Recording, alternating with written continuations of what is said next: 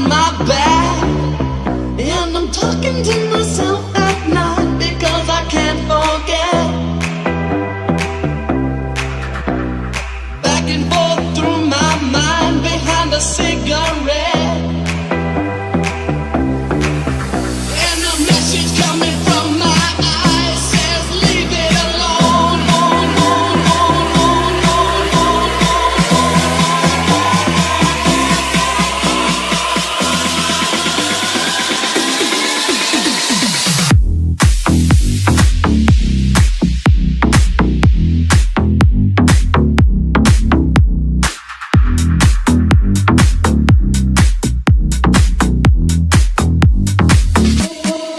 Don't wanna hear about it. Every single one's got a story to tell. Everyone knows about it.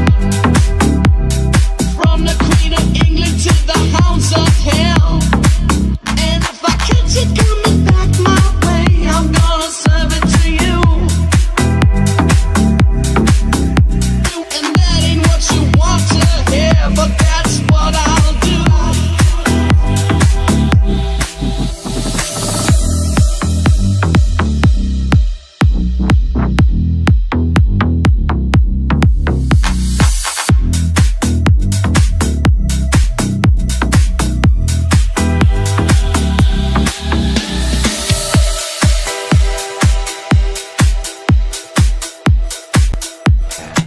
Here we go.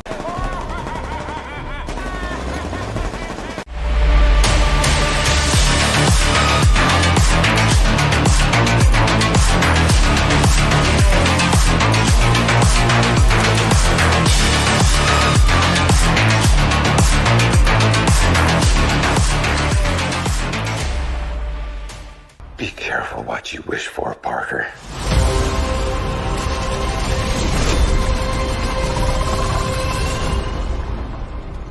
Hello, Peter. Hello, everybody, and welcome back to the Multiverse of Movies show. I'm, of course, your host, Isaac, for today's Multiverse of Movie extravaganza. I originally had a guest on, my good pal, Ethan, who was supposed to come on, but, it is what it is. But we already got the average man on the internet. I love that name, by the way. He says, Hope Secret Wars is 2 parts. Honestly, I do think if they do a Secret Wars thing, I think it would be over, it's kind of like Infinity War and Endgame, where they would do more than just one movie. And also, I think there would also be a massive build. Like, for example, I think Doctor Strange Multiverse of Madness and the Loki series have already begun the build up. I'm just gonna wonder, what else is in the build. Like, what are they gonna tease? Like, I do think Ant-Man and the Wasp: Quantumania, they are gonna heavily tease that, mainly because Kang the Conqueror is going to be a villain there, and of course, we all know Kang is a multiversal villain. We also got he said this at the beginning. He said it's morbing time. It of course is morbing time. Now, I don't know how many people I should expect to come on here on stream, watch us live.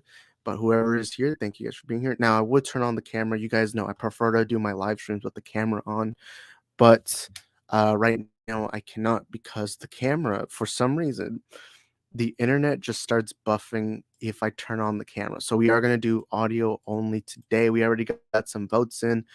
I put excited for Marvel Phase 4. 83% say yes, 17% say no. But we are going to invite guests. So originally I was going to have my good friend Ethan on. You guys know Ethan. He's a very good friend of ours. He's been on the panels a lot. I think like a couple of times. The last time we had him, I believe, was our Superman stream from a couple of weeks ago on a Saturday. He can't make it here today, but later on, I am going to invite some friends. I think within like 30 minutes, I do want to get my perspective first, and then we can start inviting more people.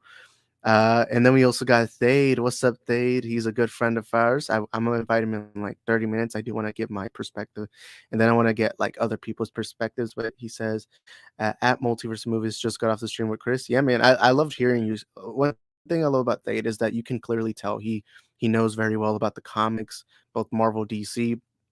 He's very well knowledged in that, and he's a good man. I just love hearing his takes. He's always on Enosh's streams, Point Deckers Lounge, and today he was on Bipolar Nobody, which is our good friend Chris's stream.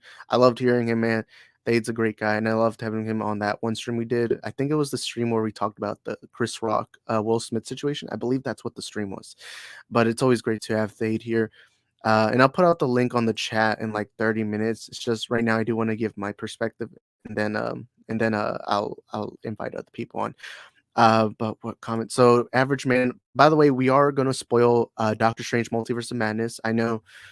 Before I read average man on the internet's comment, we are going to be spoiling Doctor Strange Multiverse weeks. I haven't done my spoiler discussion, but this video, if you want to pop in a chat, giving a spoiler, whether it's Reed Richards, John Krasinski, or really anything, you're free. You're more than welcome to spoil. It's again, it's been over 2 weeks. I think it's fine. And not only that, but I also want to talk about the future of the Marvel Cinematic Universe Phase 4. But first, let's look at the poll. So I put a poll saying, are you guys excited for Marvel Phase 4? We have 6 votes so far. 83% say yes, 17% say no. So for the most part, you guys are excited for Phase 4. And I'm actually excited. I've actually loved Phase 4. I want to talk about the things I've liked about Phase 4 so far and the things I've not liked about Phase 4. So today's stream is going to be entirely based on our perspective. And again, you guys be interactive in the chat, because that way I know your perspective, because everyone has a voice here on my channel. So make sure you comment down below what you think. But I'm gonna change my name real quick. So I have to change the name when I'm on other people's streams so that people know who I am, but over here y'all know who I am already. So I'm just gonna put my Twitter and Instagram handle. It's Isaac the Film Geek. So you guys make sure to follow me both on Instagram and Twitter at Isaac the Film Geek. But where was I? Oh yeah. Man, we also got some good news this morning. This morning I woke up with the best news possible. Guess what happened today? Me. I dropped out in the 4th grade to run drugs to support my nana. That means you haven't known the triumphs and defeats, the epic highs and lows of high school football. Yep, that is right. Riverdale is over. Or not yet, but we know it's going to be over. The Hollywood Reporter told us today that they are officially ending Riverdale at season 7. And I made a video on it, so I have a full breakdown on it already. Yeah, Riverdale's over. The, the gods have blessed us. And also we got Chillmonger in the chat. He says, I know who you are. What a creepy way. I'm just kidding. Yeah, the only reason why I had the camera off today is because earlier when I tried turning it on, it kept telling me that the internet I don't get it. Why does the internet connection get worse when I turn on the camera? I do prefer to have camera on because you get to see my movements, my facial movements, and you get, to me it feels more human. But yeah, my identity. I will say that I do keep some things secret. Like for example, my last name. I've never told anyone on YouTube my last name. And I've never specifically said what town I always say I just live near Houston. I think that's as vague as I can possibly be. But yeah, my last name and my a town I live in, that's always going to be super duper secret. But yeah, what comment was that? Yeah, and it was the Chris Rock stream. I actually quickly searched it up just to make sure. But yeah, it was the Chris Rock stream. We also talked about Flash scene winning best fan choice award, or what was it called specifically? It was like best fan moment. I think that's what it was. Average man on the internet says, personally, I think Miss Marvel is gonna put Phase 4 in a worse situation right now. I honestly don't like. Honestly, the only way I think the MCU can fail is if they start dropping like 3 or 4 bad products in a row. And when I mean bad, I don't mean us thinking it's bad. What I mean, it's like the critics don't like it, the fans don't like it. Like if there's a large reception, kind of like Morbius, where most people just did not like Morbius. Let's say the MCU drops 4 Morbiuses in a row. That's going to be an issue for the MCU moving forward. But I don't like, let's say Miss Marvel's horrible. I don't think it's going to be. I will say Miss Marvel as a character could probably ruin other products, especially because she's going to be in the Marvels movie. But uh, but that's about it, really. Like I don't see it as in a worse situation. And not only that, but I think Phase 4 if we're looking at box office, critic, and audience wise, so far the MCU's Phase 4 has been amazing. And I'm going to tell you guys what I've loved about Phase 4 so far and then what I haven't liked. But anyways, it is what it is. And Thade, of course, I did hear him bring this up. And I do think ever since I watched Multiverse of Madness, I already see this happening. Like somebody told me this when the Loki series ending that they were going to do Secret Wars. I was like, no, there's no way they're going to do something so confusing and convoluted. But then watching Multiverse of Madness and them talking about incursions and multiverse and all that, I was like, holy crap, they might actually do Secret Wars. And it seems like they are, especially because looking at the end of the Loki series, it seems like they were heavily trying to say multiverse is going to play a major factor. Not only that, but Kevin Feige also said in the red carpet premiere, he said that ever since that Loki ending, now they're allowed to do whatever they want with the multiverse. They can really do anything they want at this point moving forward. And then Chillmonger says, "Is your last name Guerrero?" No, I can see why you think that, but no, that's not. I will say my last name. So I'm Hispanic. Obviously, it's not a common last name for Hispanics, but when you hear it, it is a very Hispanic last name. Like most white people can't pronounce my last name correctly. I won't say what it is because I do want to keep that private. But yeah, Guerrero is not it. Like you know what? I don't know. uh, but good guess. What average man on the internet says? I really want a Blade movie series. Yeah, we are gonna get it with Marshala Ali. Um, we are gonna get one. It's gonna be a movie. Now they didn't never specifically said if it was gonna be a movie or series. My assumption is it's gonna be a movie, but I I I honestly don't know. But I believe they already announced it. They already have they're already getting writers in. They already have their actor casted. So we know that it is happening. The only question is when is it going to happen? That's still going to be the big major question moving forward. Also, we got 9 votes on the question called "Excited for Marvel Phase 4." 89% say yes, 11% say no. So it is going to be interesting to see, Phase 4. Anyways, average man on the internet says also, I hope Doctor Doom is in She-Hulk because of Titania. Look, honestly, like I I want to see Doctor Doom in general. Doctor Doom, besides Magneto, Doctor Doom has always been my favorite Marvel villain. Like comics, anything really, like everything Marvel related, whether it's the movies, series, or cartoons, or anything. Doctor Doom has always been my second favorite villain. He's always been one of the most interesting characters in the MCU, and I really want to see him really in anything. Uh, the only big question is I don't know if it will. Oh crap, my internet. So it's saying my internet dropped bars. Crap. Okay, no, I'm good now. I'm good. No, what? Crap. I think I'm gonna have to transition this to phone. Anyways, if the audio starts buffering or you guys let me know in the chat. I mean, it should be good. I had the camera off. um, yeah, I think I'm gonna start inviting people just in case like I can't carry on the show. I don't know why I don't get it. The thing is my internet is good, really good internet. I mean, to be fair, I'm kind of far from the router. That's always the issue. But anytime I do it with my camera off, typically, I mean, it actually helps the situation. Uh, anyways, I think I should be good. Anyways, also I hope Doctor Doom is in She-Hulk because of Titania. Honestly, I don't think Doctor Doom's gonna pop up in She-Hulk, but if they do, I'd be really happy. I just want to see Doctor Doom be done justice because I do think that in both the original Fantastic Four movies with the Chris Evans and the Michael B. Jordan Fan Four Stick movie, I don't think Doctor Doom has really been done justice. I think, like, I did like him in Fantastic Four, the original, like the Chris Evans movies. Uh, I think he was decent in that, but he wasn't what I want out of a Doctor Doom. You know, Doctor Doom's he's one of my favorite villains of all time. He's my second favorite Marvel Comics villain of all time, just behind Magneto. I just want to see him be done justice, and I'm really hoping the MCU pulls it off. I trust Kevin Feige. Kevin Feige is the man that brought us Shangchi and Eternals. That's honestly insane what he's done so far. But anyways, and of course, John Bunger's laughing. Yeah, yeah. So I will say this: I won't say what my last name is, but my last name is a very Hispanic sounding last name, but it's also a last name that's not common, or at least here in America. Like it's not as common.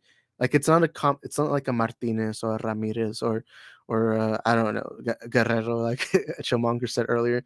But you know, it's you can tell it's Hispanic just by seeing it. You know, it's not like the name Isaac. Like the name Isaac can come off as white too, uh, which I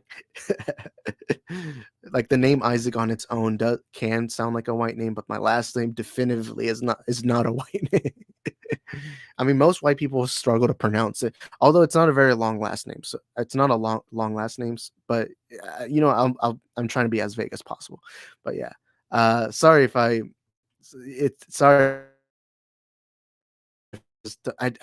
I'm very secretive with some things. Like my face, I'm fine with being out there, especially because this is how I am in real life too. I'm very nerdy. I'm very into geek culture. But yeah, and also we got Antonio in the chat. What is up, Antonio? Welcome to the stream. Glad to have you here, one of our fellow mods. And yeah, glad to have you here, man. Damn, this geek's Wi-Fi. My Wi-Fi is good. It's just that I'm not that far, but I'm in my where I am. Crap, the bars are down again. Okay, I think I'm good now. Sorry, guys. I don't get it. It just pops up randomly. Like it just tells me, "Oh, your internet connection's bad." Why is it so bad? I don't even have the camera on. When the camera's off, that's so. Anyways, I should be good now. Uh, okay, so it's just that I'm kind of far from the router. But also, I do want to thank our members real quick. We have 8 members. If you want to join the membership program, well, before I read the rest of the comments, I do want to give them a quick shout out.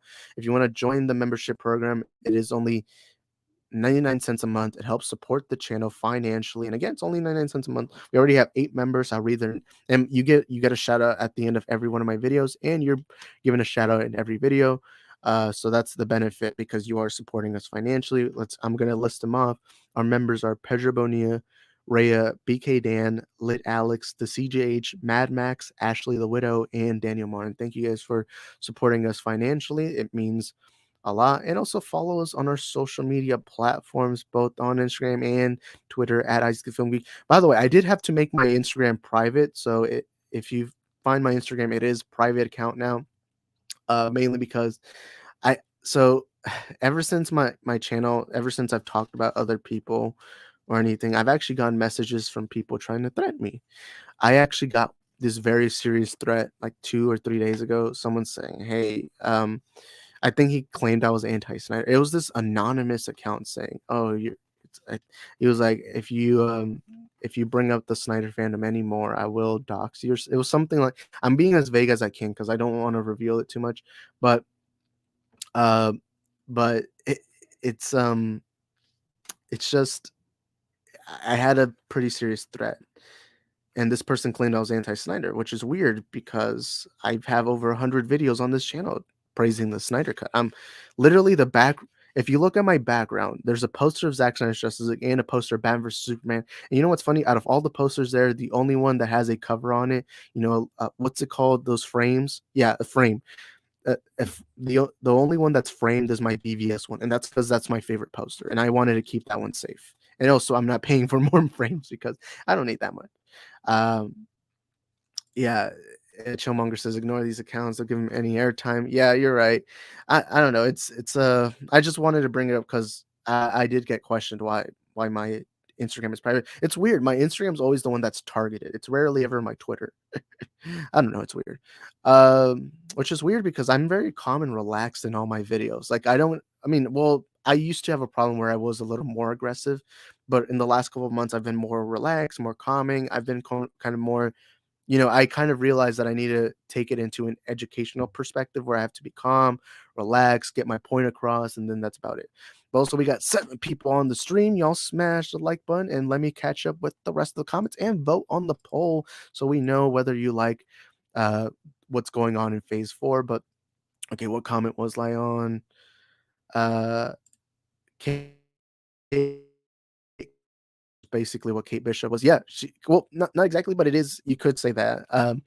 They're kind of like derivative. I'm not the biggest fan of derivative characters. I do like some, like Wally West. I like She-Hulk in the comics. I like. What are some other direct? I mean, I'm not like the biggest fan of it. Like, I kind of prefer just making original characters. But hey, you know what? You can be done right. Look, I'm in the belief that you can write any character well, any character. We live in a world where Polka Dot Man was given a proper, a proper, you know, conclusion, like a proper story. The fact that people now love the fact that people now love Polka Dot Man speaks volumes. You can make any character done right. But yeah, hold up. I'm trying. Speaks volumes. You can make any character done. Huh. Wait, did I lag? I see Antonio said I lagged. I'm just heard myself and it doesn't seem like I lagged. But anyways, let me continue on with the rest. Where was I? Antonio says Secret Wars was a better event than the meh whack Secret Invasions in the comics. I would be hyped if they do it in the MCU. I I I'm not like the biggest Secret Invasion fan. I do love Secret Wars. Uh but Secret Invasion, I like Secret Invasion. I'm not the biggest fan of the storyline because I do think ultimately I'm not the biggest Scroll fan. And I don't think Marvel's really gonna emphasize on the Secret Invasion storyline, mainly because they are making a Disney Plus series, and I don't think they're gonna really do much with it. But I like it, but I am more excited for Secret Wars. Although my big worry is that Marvel gets that's my biggest fear moving forward, that Marvel starts confusing themselves with multiverse, because multiverse is a very tough aspect to do. Doctor Doom will be done right, I hope. Yeah, I hope, and I do think Kevin Feige can learn from the previous mistakes on how they've written Doctor Doom, and honestly, I just hope he's done justice because again, he is my second favorite villain, at least in the Marvel in general, right behind Magneto. It and then Antonio says, "Is it Reyes?" We were talking about my last name, and it's not, but good guess, good guess. Lag. Do you think the X-Men, the animated series, will take place in the MCU or not? I- Honestly, I don't know what they're gonna do with mutants. I really thought we were gonna get an answer in Doctor Strange: and Multiverse of Madness. Uh, but also we got Kamuzu in the chat. I'll read your comment in a bit. I'm just trying to catch up with the rest of the chat, but I do see your comment. Um, but honestly, I don't know what they're gonna do with the mutants. I don't think they're gonna bring in the animated series. But honestly, it's a good guess. But I really thought we were gonna get an answer. So a lot of you guys saw my pregame show for Doctor Strange Multiverse Madness. My theory was that in this movie, the Illuminati was gonna be a multiversal Illuminati, where it's like each variant was from a different timeline where Wanda killed their friends or Wanda did damage. And I believe that all of them were going to come together to help Strange. And honestly, that's what my theory was. And I really thought that Charles Xavier was going to say something like, in, us mutants, we existed in your universe, except that Wanda years ago said no, the line, no more mutants. And I really thought they were going to bring them back and say the mutants exist. But I obviously came out to be wrong. I know what I said sounds confusing, but I would need to speak a little more. I would need to speak a little more on it later on, but it is what it is. Isaac has a Discord server, I guess. I do, but I really don't like Discord. Like I'm very like if you go to my Discord server, it's like 8 of us, 9 of us, I think. And honestly, there's nothing. Like there's no the thing I don't like about Discord, it's too confusing to me, is there's so many different like group things. And I remember one time I was on Saggy Melons's a Discord server, and I commented on the wrong chat, and someone called me an idiot for it. But I didn't even know what I was doing. Like I don't know. Just to me, what I like about Twitter, Instagram, and all that is it's simple. It's just one group chat, and then that's it. To me, it's simple. But Discord, I get the appeal because on Discord you can have like different announcement things. You can call. You can send voice messages, but to me, I don't know. To me, it's just a little confusing. I don't use Discord often. I sometimes like Antonio. We're on Bell's Discord server. I'll occasionally pop in on that, but honestly, I just don't really like Discord server. But always gotta be Snyder fans. I don't get why I get so much hate from Snyder fans. Uh, I don't get why I get so much hate on from Snyder fans, especially because all I've in every video I've made on the toxic fandom, on the toxic side of the fandom, I always make sure to mention that it is the minority. but yet people get mad at me and always said, but they're only the minority. Well, you have to realize that in a fandom of millions of people, there's like 1,000 people there that are a minority, and that's still quite a lot of people. And whether people want to admit it or not, that small minority plagues the rest of us. It infects everyone else. And there are toxic fans in this community who don't know they're toxic. And I know yesterday talked a lot about the Sill situation, but also, what's up, Arkham Gaming? I see you in the chat. I'll get to your comment in a bit. I just got to catch up with the rest. But with the Sil situation yesterday, I think Sil knows me because I remember 2 months ago, it was around when the Batman came out. I was leaving my second screening of the Batman, and I had now I'm not going to say this person's name because I didn't ask for their permission, but this person told me that, hey, Sil talked about you in his Clackback Saturday. Now, I'd watched 30 minutes of that stream, and I didn't know when he talked about me. So till this day, and I don't feel like watching it, but to this day, I've been told that Sil did not like my video, which is weird because in that video, I literally spent the entire time saying he looks like a nice guy because he does. I'm not going to deny. Anytime I've seen a Sil video or Sil stream, he seems like a genuinely nice guy. But the thing is, I criticized him because it doesn't seem like he can accept criticism, especially with the scoops. And to me, what I've always said about the scoop game is that when you're a scooper, you have to understand you're going to lose a lot. You're going to win a lot and you're going to lose. And I said in my previous video, the one I made yesterday, I said it's kind of like being an athlete. LeBron James, he's been in the NBA for over 17 seasons. I don't know exactly how many seasons, but he's about to get to the 20th season. That's amazing. And he's only ever won 4 championships. Even the best of the best don't win all the time. And LeBron James is a good example of that. And he's seen as one of the greatest if not the greatest basketball. I mean, I honestly, to me, it's between Michael Jordan and LeBron James. But he is seen in that conversation of one of the greatest players of all time. Lionel Messi and Cristiano Ronaldo, 2 of the greatest soccer players of all time. They've never won the World Cup, and they've both appeared in like 3 World Cups, I believe. 3 World Cups each. Yeah, because I know they both played 2006, 2010, 2014.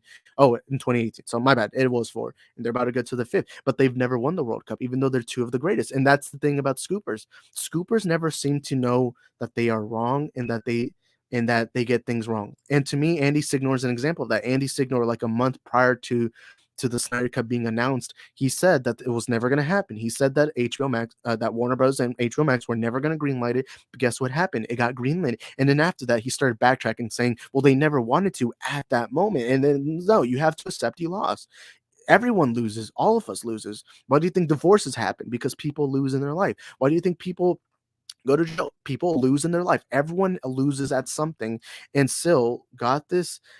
By the way, Antonio, I completely disagree with you. I'm like a hardcore Barcelona fan, so I do have to say Messi is better by far. But I do think, I will say this. I think the 4 greatest sorry if I bring up soccer in this. I know some of you don't watch soccer, but to me, the 4 greatest players of all, to me, it objectively in your top 4, everyone has a different list because I do think there's bias. Like me, I'm biased. I'm a Barcelona fan. But to me, objectively speaking, the 4 players that need to be in your top 4, like I don't care what your top 10 list is of all-time best players, but your top 4 should be Messi, Ronaldo, Maradona, and Pelé. Those 4 players should be there. Whatever your order is, that's up to you. But sorry if I bring up soccer. But thing is, still, all what was happening was RJ was calling him out saying, hey, you said this was going to happen. You said that was going to happen. And they backtracked it. They backtracked and they backtracked and they couldn't accept that they lost. Andy Signor has lost. Grace Randolph has lost. All these scoopers have lost. But the problem with the scoop game, and this isn't just Sil, it seems like none of them can accept when they lose because I can understand them being a little sensitive because this is their careers. This is their life. And when you're told you're not doing your job well, that can come off as wrong. But the thing is, when somebody asks you a question, you have to be able to respond in a mature way. And that comment that he made, he was talking to Austin, I believe, and he said, "F you, boyfriend," which is hidden homophobia right there. And everyone kept saying, "Oh no, that's because he's very public with Bradley. He's very public with this gay relationship." No, the thing is, why even bring up Bradley, especially because Bradley wasn't even talking to him in that conversation. It was kind of stupid. Hold up. Crap. Okay, my internet should be good again. Sorry if I went on my little rant, but still doesn't seem to accept when he lost. And look, even I accepted my loss yesterday. When I made that video, I said, hey, look, I talked about the air cut scoop. I talked about the article on Saturday. And look, I was wrong. I was wrong in saying that this was highly likely. And I've lost. I've lost on this channel. I've lost in the past, and also I see people saying Barcelona fell off.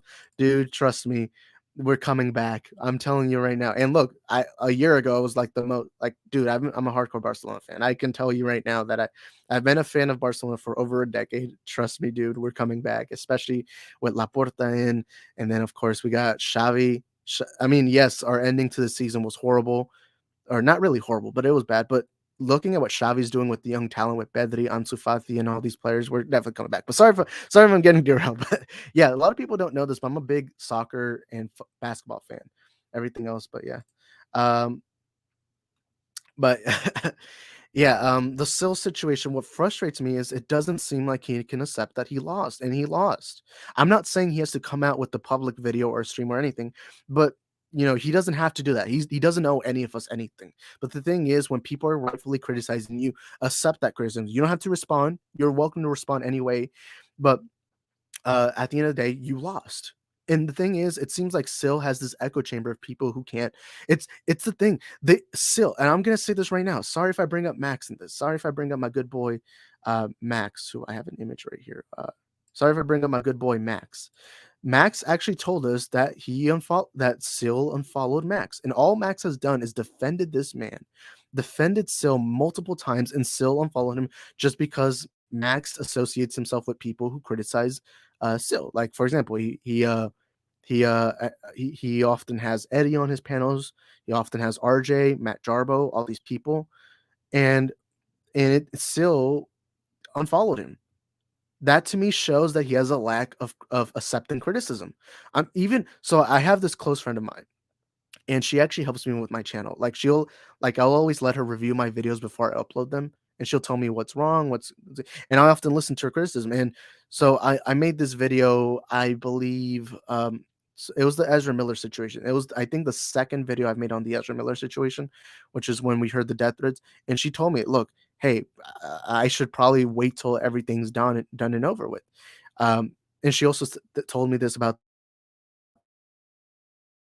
the allegations that were made by Mia Solange on TikTok. She told me, "Hey, look, these are allegations. This isn't factual. For all we know, maybe there's another situation. Maybe it's smarter that you just wait till after." And look, when I upload this videos, I think I think it was like a month after I made that community post saying, "Hey, maybe I'm gonna wait instead." And I kind of realized I should have waited, especially the Mia Solange one, because Mia Solange hasn't really put out any fundamental factual proof as of yet. And so yeah, it's sorry if I'm not catching up. I'm gonna try catching up, but sorry if I went on my rant. But she was telling me that I should not have uploaded that Mia Solange videos because she looked at everything. She looked at the evidence, and she said it doesn't seem like there is much evidence of Ezra being physically abusive. Uh, and so I actually took her word for it, and I was like, hey, you know what? I lost. I probably shouldn't have uploaded that. Even though I got a lot of views on that video, I shouldn't have uploaded that, and I should have just waited. And that's what I am doing now. When the Ezra Miller situation comes off, I'm just gonna wait till it's done and over with. That way, we can break down the entire situation instead of just theorizing all that. Especially when it's something as serious as sexual assault. That's something that shouldn't be taken lightly. But sorry if I go on my little rant. But it doesn't. It seems like Syl only wants an echo chamber, and that's the thing. The problem with an echo chamber is people will never tell you when you're wrong or you're making a mistake. And part of life is you do have to go through mistakes, because part of mistakes is helping you grow as a person in life. And if you're not growing as a person, then you're never going to be the best version of yourself as you can. And so when you surround yourself with solely people who only praise everything you do, eventually it will catch up to you. And I think that's what happened today. Still can't accept criticism. And I that's the thing that frustrates me. And to me, and again, I know a lot of people were giving me crap for this, but I genuinely think Sill's a nice guy. He looks like a nice guy. But again, if you're surrounding yourself with an echo chamber, how do you expect me to take you serious? Like Max, I take Max very serious because a lot of times on his panels, he has people who massively, massively disagree with him. He's even had situations where it's like a 4v1 where people are criticizing him and he has no one defending himself. But yet Max is still strong enough to be like, hey, you know what? If you have criticism of me, you're rightfully allowed to give me criticism, and he'll allow you to. I've spoken to Max even privately about this. He allows you to give criticism when criticism's due, and that's what I respect. But still, it doesn't seem like that's the same situation. And the fact that they backtracked about that And again, in that, and I'll bring up the tweet later, but in the tweet when he said "F you and your boyfriend," I said specifically it was hidden homophobia. I didn't say it was outright homophobia because look, something about society is there is still, while yes, it is being more accepted being in LGBTQ plus relationships now in America. Let me be specific. In America, it is. If you go to Mexico, that ain't gonna work. I'm just gonna tell you that right now. In Hispanic cultures, sadly, we're still very backwards. But in America, it is more open. You're more allowed to be open, and is.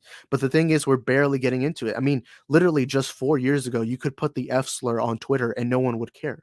I mean, look at iDubbbz. If you guys don't know who iDubbbz is, he would literally say the F slur and the N word, by the way. But he also said the F slur in his videos so normally, and no one would care. And the thing is, society still has that problem with being homophobic. And while I don't think Sil was being homophobic outright, that was hidden biasy. It's kind of like sexism, and it's sexism right now. It's more hidden, but there are still men who believe women should only be providers, women shouldn't have voices, and that's why I always say that geeks and gamers aren't really sexist. To me, it's more hidden sexism, where to them they can't accept strong female characters because to them they still live in a world where only men are strong, and that's the thing. And that's what I think happened with Sil. To me, it's more his hidden homophobia coming out, and I do think he used his boyfriend more to mock him. And again, I don't think Sil's an inherent homophobic person, but that it does come across like that when you mention his relationship status, but you don't bring up anyone else's relationship status. And before you use the excuse, because I saw Zod, I love Zod. I'm gonna give Zod some crap right now. I love you, Zod, but one thing I didn't like is that he said, "Oh well, Bradley's in your profile picture, so it counts." Well, guess what? A lot of people have their wives or their husbands in their profile pictures, but that doesn't mean you can criticize them, especially when they have nothing to do with the conversation, you know? So why even bring that up? But anyways, sorry guys. I'm gonna read the chat right now. I don't want to keep y'all waiting. But anyways, um, okay, John Tron, what's up, Kamu? Imagine if poke. Oh wait, which Secret Wars you like though? The original one or the 2015 one? I like both. I like both. I don't know which one I prefer though. I mean, I guess I don't know. I'll give you an answer later. I do want to catch up the comments, but that's a good question. And you guys are more than welcome to comment that in the chat. Imagine if Polka Dot Man received the speedball treatment. Oh Lord, Polka Dot Man was done justice.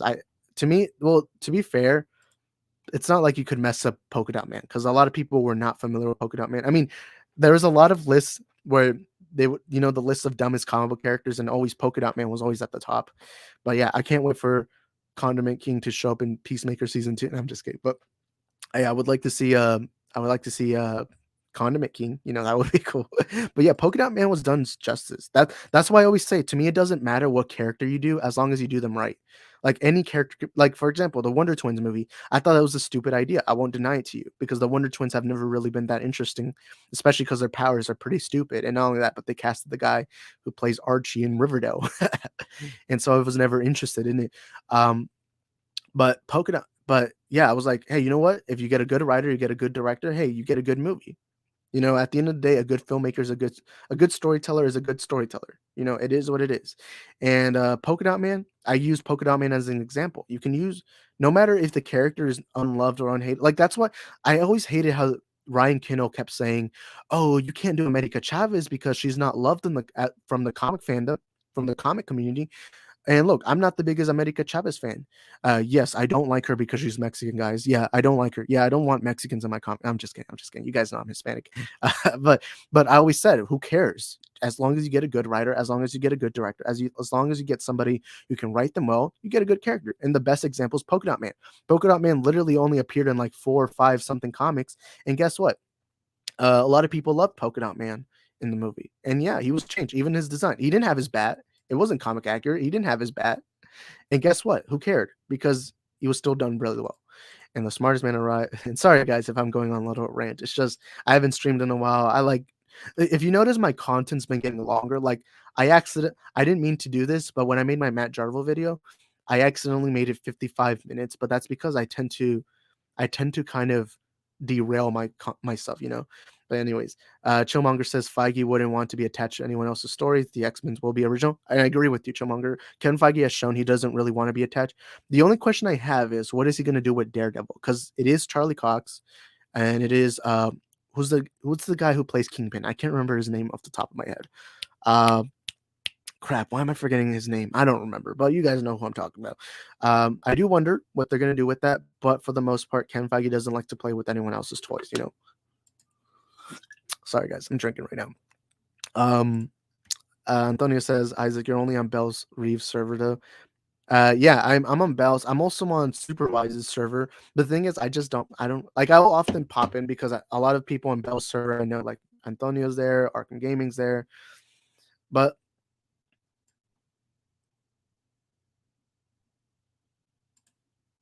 okay, I'm back. Sorry, guys. Crap. Hold up, guys. Give me a second.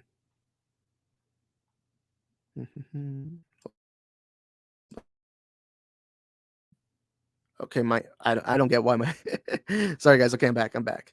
Why don't you like Discord? It's more just it's too confusing for me. It's just there's so many servers, there's so many, and I often get roasted because I often type in the wrong chat. It's just it's too many chats. It's just too weird. I don't know. But hey, I do think it is very accessible. Like you can get on calls, you can make different chats for different topics. But honestly, I just prefer keeping it simple. And just I like having just one chat. That's why I don't really use I have a Discord server, but I honestly don't use it as much. But anyways, it is what it is. Sil has a bunch of shills in his chat. He always bans those who criticize him. I'll say this right now. Also, Thade says Vincent D'Onofrio. Thank you, Thade. Sorry guys, I just got a little confused, but let me catch up to comments right now. Look, the problem with Sil is it like Zod, not Zod, Skywalker. I've spoken to Skywalker many times. Skywalker the Jedi. He's often on Cell streams and he has his own channel. And Sky, I've had always good conversations. But one thing I didn't like is that in Sky's chat, they started banning Jarbo and RJ just because they were simply there. They didn't stir up the pot. They were just and they also banned Austin, I believe. They banned Austin all because Austin was questioning. It's like, hey, this comes off as a little homophobic. And it's like, hold up, hold up, hold up. When it comes to the topic of homophobia, you're really silencing the gay kid. I mean, not the gay kid, the gay guy. The gay guy doesn't get a word in. That's a little weird. Like, he's literally giving you criticism. He's like, hey, this came off as homophobic. Why did you put this out? And they just banned him. The topic of homophobia, and you block the gay kid. I mean, the gay guy. Sorry if I'm saying kid. The gay guy. That's literally a bit suspicious. And look, I don't think Sil is inherently homophobic. I mean, but the thing is, that comment does come off as homophobic or hidden homophobia. It came off like as if you were trying to use boyfriend as an insult. Like, what? Why do you care so much about this relation? I don't mind if you're like, hey, f you, Austin. I don't like you or something like that. I don't care. I honestly don't care. That's just responding to someone. But to bring up his boyfriend, that was something I was like, hold on, wait a minute, why? Why are you bringing it up? And I'll bring up the tweet right now. I made a tweet that stirred up the little pot. But I got quote tweeted by Casey. I didn't even know who Casey Walsh was beforehand, but apparently I learned he was like a big scooper. Uh, and it was crazy to see him quote tweet me. But let me actually share the screen right now. Share screen, Chrome tab. But it was hidden homophobia. That was hidden. It seemed like you were trying to tell people something. Let me see if I can find it. Riverdale got canceled. And of course, my boy Chris streamed today. Okay, where was I? Okay, there's my tweet. Also, I don't know why, but my Twitter changed to white mode. Maybe it's because I'm racist, but yeah, it is. And I'm just kidding. But that was hidden homophobia. And the thing I don't like is that they literally blocked the gay guy from giving his opinion on homophobia. That's stupid. It's silly. Hold up. My internet. I don't get why today is the day that it just messes up. Hold up.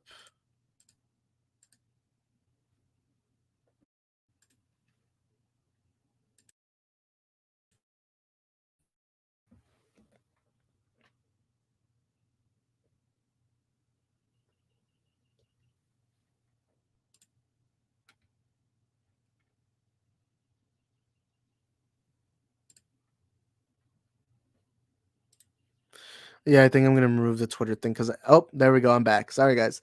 All right. So I think I'm gonna I'm not gonna talk about this all because I just read a comment. I was like, hey, you know what? You're right. I don't want to You know, I'm sorry if I went on my little rant. It's just my problem with Syl is it just seems like he just cannot allow people to criticize him. And again, I do question when Sky made his stream, they literally banned the one gay guy from giving his opinion on homophobia. That's a little weird. That's just a little sussy, you know? Arkham Gaming says, "Do you think this is the reason why some DC fans leave the fandom? Is it because that side? Because I have friends that are passionate about DC, but they decided to leave because of the whole situation." Yeah, I think one of the problems. Well, I don't. So I don't think Syl directly is toxic. I think it's just that he has created a community that is just a basic echo chamber that has now led to toxicity. But I do think that's the thing that worries me about the Snyder fandom, that we are so bad, that small minority that's now becoming a plague. We become so bad that now the entire fandom is starting to like it messes with the rest of us. You know, there are people in this fandom that need to wake up and realize we're doing the wrong thing. Like so many people getting mad yesterday at the Warner Bros. Discovery thing. Dude, you do realize that was more for investors. That was more for business people. That wasn't a fandom event. You know, and the thing is, this was made by Mikey's son, who is on Sill Streams. They both are employees, or I don't know what they are, but of Geekosity. They represent Geekosity, and Geekosity said the Air Cut was going to be announced on May 18th. And then when people criticized you because you put that out publicly, it you backtrack and you say, "Well, I said maybe, I said hope." No, no, no. You still kept making it public. So, why don't you pipe down, realize you took an L, and then move on. Like, it literally would help you improve accepting an L. Uh, but we're gonna talk Marvel now. Okay. And we won't talk much about the Barcelona stuff, but look, Barcelona after the 8-2 defeat to Bayern. Sorry if I bring up soccer. I'm just gonna bring up soccer real quick. But Barcelona after the 8-2, I genuinely think it was the best thing that's ever happened to us was losing 8-2 in the Champions League. And by the way, that is still to me one of the worst games I've ever seen. It was the first time in my life I ever literally gave up on Barcelona. And this is the guy who's witnessed Liverpool coming back 4-0, Roma coming back 3-0. This is the same guy who saw us get beaten by Fernando Torres back in 2012 against Chelsea at the Camp Nou. This is the same guy who has seen a lot of bullcrap from this team, and that was the first time I ever gave up. But that caused Bartomeu, who was the worst president we've ever had. He was literally bankrupting. He bankrupt Barcelona. He's a problem, and then he eventually had to be dismissed. Laporta came in, and Laporta is someone who's shown that he has, he loves Barcelona. He has saved Barcelona in the past, and now he's coming back, and he's gonna. And so far, so look how many youngsters we have. I mean, Pedri, Ansu Fati, Mingueza. We have so much young talent in our team now that honestly, and of course, Xavi. Xavi's one of the most intelligent players that have ever existed. He was at the Zidane's level. To me, he is one of the greatest midfielders of all time. And to me, it seems like Barcelona is coming back. And if you saw that 4-0 against Real Madrid, those games, you saw a hint. Now, the problem with Barcelona right now, as a team right now, is that our defense is still really bad. We do need to move on from Piqué. We need to move on. Now, the only defender I would keep is, of course, Araujo, because he has shown his leadership quality. But, okay, I'm moving on from soccer. All right, that's it, because I know a lot of you guys don't like soccer, so sorry if I brought it up. But, okay, let's say top 10 wise quotes, Aquaman, Aquaman F's fish, Condiment King in the Batman 2. Okay, we are going to... Here we go. Back. I'm going to delete that before someone leaks my location. I don't know what... Oh, wait. I'm reading the comments wrong. Okay. Football. Yeah, I'm only saying soccer because everyone... Americans know it as soccer. So, okay. So we're going to move on from soccer. Sorry about it, guys. And also, I'm going to answer the question. Antonio says, wait, Bradley and Austin are actually together. Damn, I missed so much from when I had my mini break low. I think they've been dating for a long time because they've been... It's funny how I found out because I think one time I was on stream with Enosh, and this was months ago. I think it was last year. I was on stream with Enosh, and Austin was there. But then all of a sudden I saw Bradley pop up. Now at this point I already knew Bradley and Austin, but I didn't know they were together. Like I didn't know they knew each other publicly, and then they did. And then I found out they were a couple. I think like 2 or 3 months ago. But hey, it's natural. We still live in a world where it's still not normalized. So it's natural to not know, and I didn't know that. So, yeah, guys, I know Isaac's last name is Isaac. Yep, you heard it here first, folks. My last name is Isaac. Isaac. John Strong got dogs. Oh my god. Man. Some people often confuse constructive criticism to hate. They're different. Yeah, and that's the thing. So Skywalker on his bio, on his description on the stream, and I'm only going to talk about this one last time, and then I'm going to move forward. On his description, he said, you know, the anti-Snyder community is criticizing Syl. Oh my God, they're attacking Syl. They're haters. And Syl had that clapback Saturday, and every time he would bring up being criticized, he'd claim me as hated. I'm sorry, if you could label anyone who dares criticize you a hater, then you shouldn't be on the internet. I'm gonna say that straight out. If you call everyone a hater, then you shouldn't be on the internet.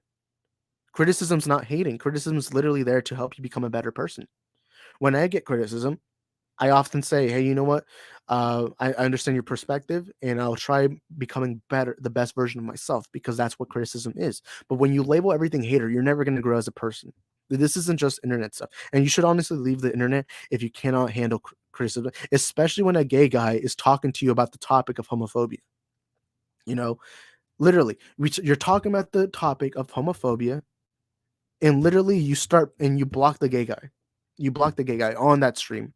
And literally the mods were they were like celebrating that they banned Austin and Bradley on that stream. And I'm sorry, but that right there, you're not doing yourself any favors when that topic is brought up and you block the one gay guy. That's a little suspicious. I'm gonna say that right now. And Austin and Bradley, look, Sil, Sky, Zod, they're all allowed to respond back. But we're also allowed to criticize your response. You know, and look, I still think Sil seems like a good guy. I would like to conversate with him.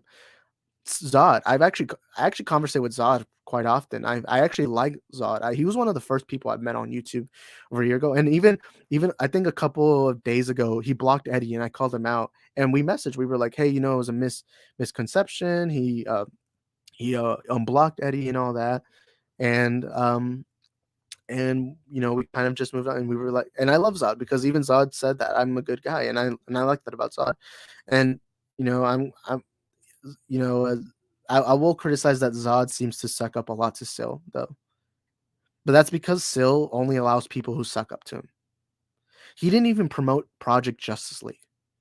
Project Justice is this big major thing for the fans, and Sil just said, "Oh, I haven't seen it." He made it sound like he wasn't planning on seeing it. And it took like I forgot what his name is, but this other guy had to literally bring it back. Like this guy had to bring it up. But anyways, we're moving on. Marvel topic only. Let's move on to Marvel. Sorry guys if I derailed it. But we are talking about Marvel Phase 4. I'll talk to you about what I'm excited for Marvel Phase 4, and then we'll talk about everything else. But anyways, Antonio says here, look, our first Marvel comment. Sorry guys, but let's move on. America Chavez was always a mid-mech tier character in the comics, but I thought she was okay in the movie. Look, you hear this, guys? Antonio hates Mexicans. We heard it here first, folks. Antonio hates Mexican. I'm just kidding. I'm just kidding, guys. Yeah, but I never really liked her in the comic. I think in the movie she was all right. I liked her. I liked her character. You know, she was funny. One of the funniest lines in the movie was when she literally says, "Este güey no habla español," which translates to "this guy doesn't speak Spanish," and I love that. I thought it was pretty funny. I found it funny that they said "way" because that is, you know, someone's Mexican when you hear that term. But yeah, I didn't love her in the movie, but I did like her. I liked her more in the movie than I ever have in the comics, and I was never a big fan of her in the comics. You know, um, love is being jealous. Lego Batman movie is better than the Batman. I actually have a Batman poster. I think you could, if you guys watch my Riverdale video, you can see in the background there's in the corner where my Aquaman poster is, which is next to my Infinity War poster, there is now the Batman poster. So yeah, I have the Batman there in the background and all that. But yeah, and I would turn on my camera, but again, I don't want the Wi-Fi to go bad. But yeah, sorry, Antonio, I had to expose. I'm just kidding. I love Antonio. Antonio is Hispanic, I believe. I don't know. I can tell from the name that he's Hispanic. Is that racist? I guess so. I'm just kidding.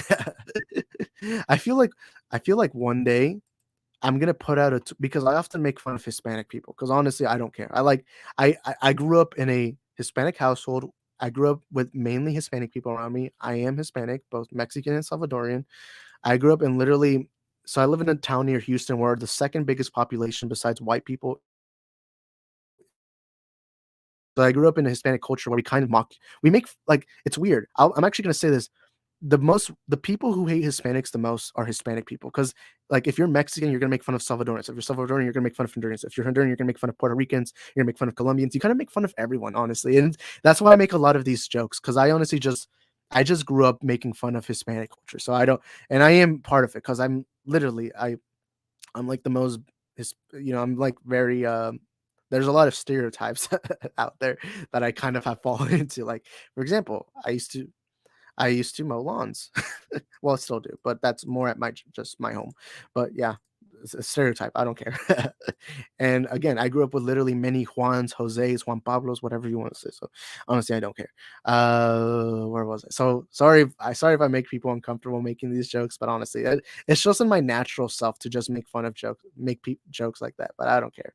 Uh, yeah, sorry about that, average man on the internet. I apologize uh, for uh, for that. But yeah, can be Discord. Well, to me, it's always like any social media can be done good and bad. I honestly don't know if Discord, like, I don't know the history of Discord, so I don't know what the toxic thing is. But I do.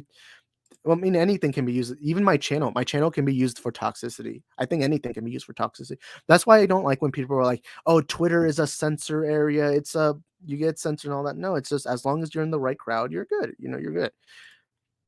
But the Snyder fandom is another situation. Where was I? Man, the whole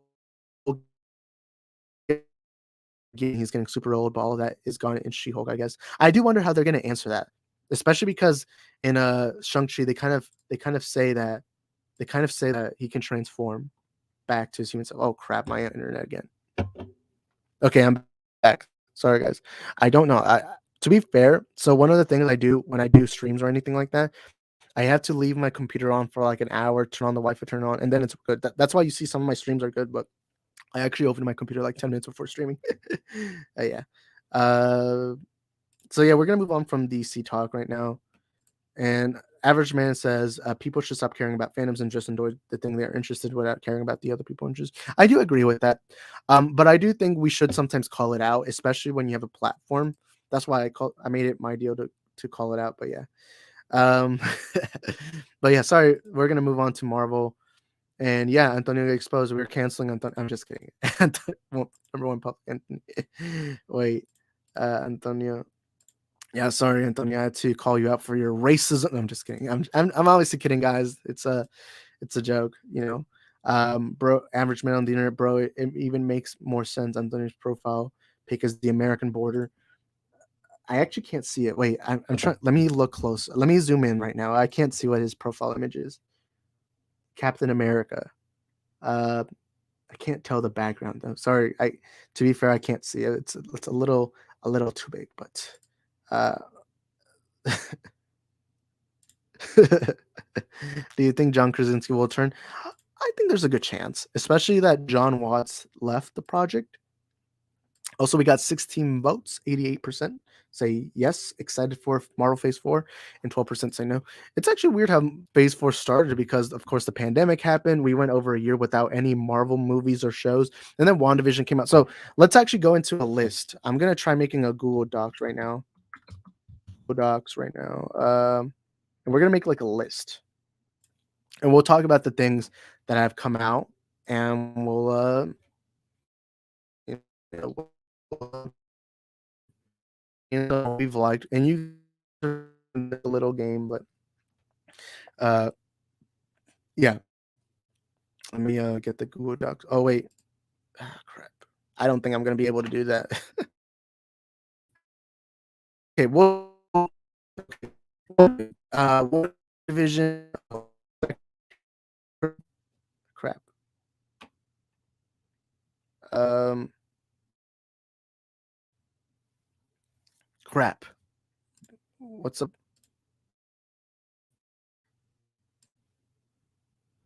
um Crap, sorry guys. Okay, I should be. Sorry, guys. I don't know why it wasn't letting me pop up the chat. I think I'm just gonna start using my phone, although the audio quality won't be as good. But I think I'm gonna use my. If this happens again, I'm just gonna transition to my phone because at least I can just use my mobile data there. But yeah.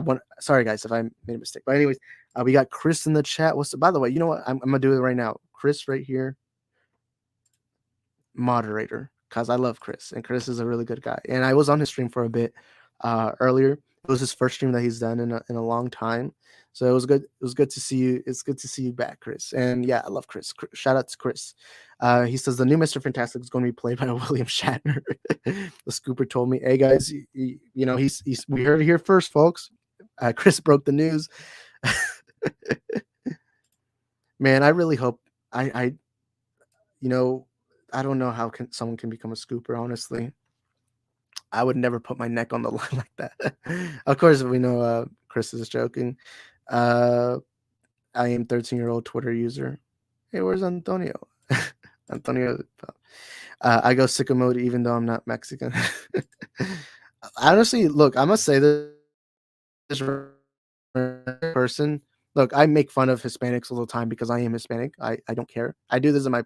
To be fair, my entire friend group is literally all Hispanics except like one, like a couple, like black guys, a couple white guys. But it is mainly Hispanic because where I grew up, it's a very Hispanic heavy town. It's a very Hispanic heavy town. We're like the second highest population besides white people here. Even the high school I went to, I believe my high school was more Hispanics than white people. So that's like, you know, so I grew up in very Hispanic culture, and I kind of just got used to making fun of Hispanics. Yeah, I make fun of myself all the time. Like for example, I make fun of my weight, I make fun of my look, and I also make fun of my ethnicity. So I don't really care. I'm really fine with jokes as long as it doesn't come off as really bad. But yeah, like for example, there's this joke that someone put that said America Chavez's superpower is crossing borders or something like that. And Eddie posted it, kind of like putting like shock emoji. And I just said, look, I wish my Theos had that power because I have a lot of family who can't come here. But yeah. Yeah, I don't care. I make fun of Hispanics all the time. they're taking our they're taking our jobs. No, I'm just kidding. I don't care. Mainly because I am one. I feel like one day somebody is gonna get like one of my tweets, clip it out of context, and just say, "Look, guys, he's being racist." Then I'm gonna have to establish, guys, I'm literally Hispanic. I don't care. But they're just jokes, guys. They're just jokes. As long as your jokes don't have malicious intent, and it honestly doesn't matter. But Chris says almost and all my almost. Oh wait, crap! I read that wrong. Almost all my friends are black and Latino. Just my neighborhood was mostly multicultural.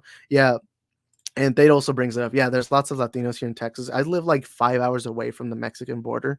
So naturally, there's a lot of Hispanics here, especially around the Houston area because I'm around the Houston area.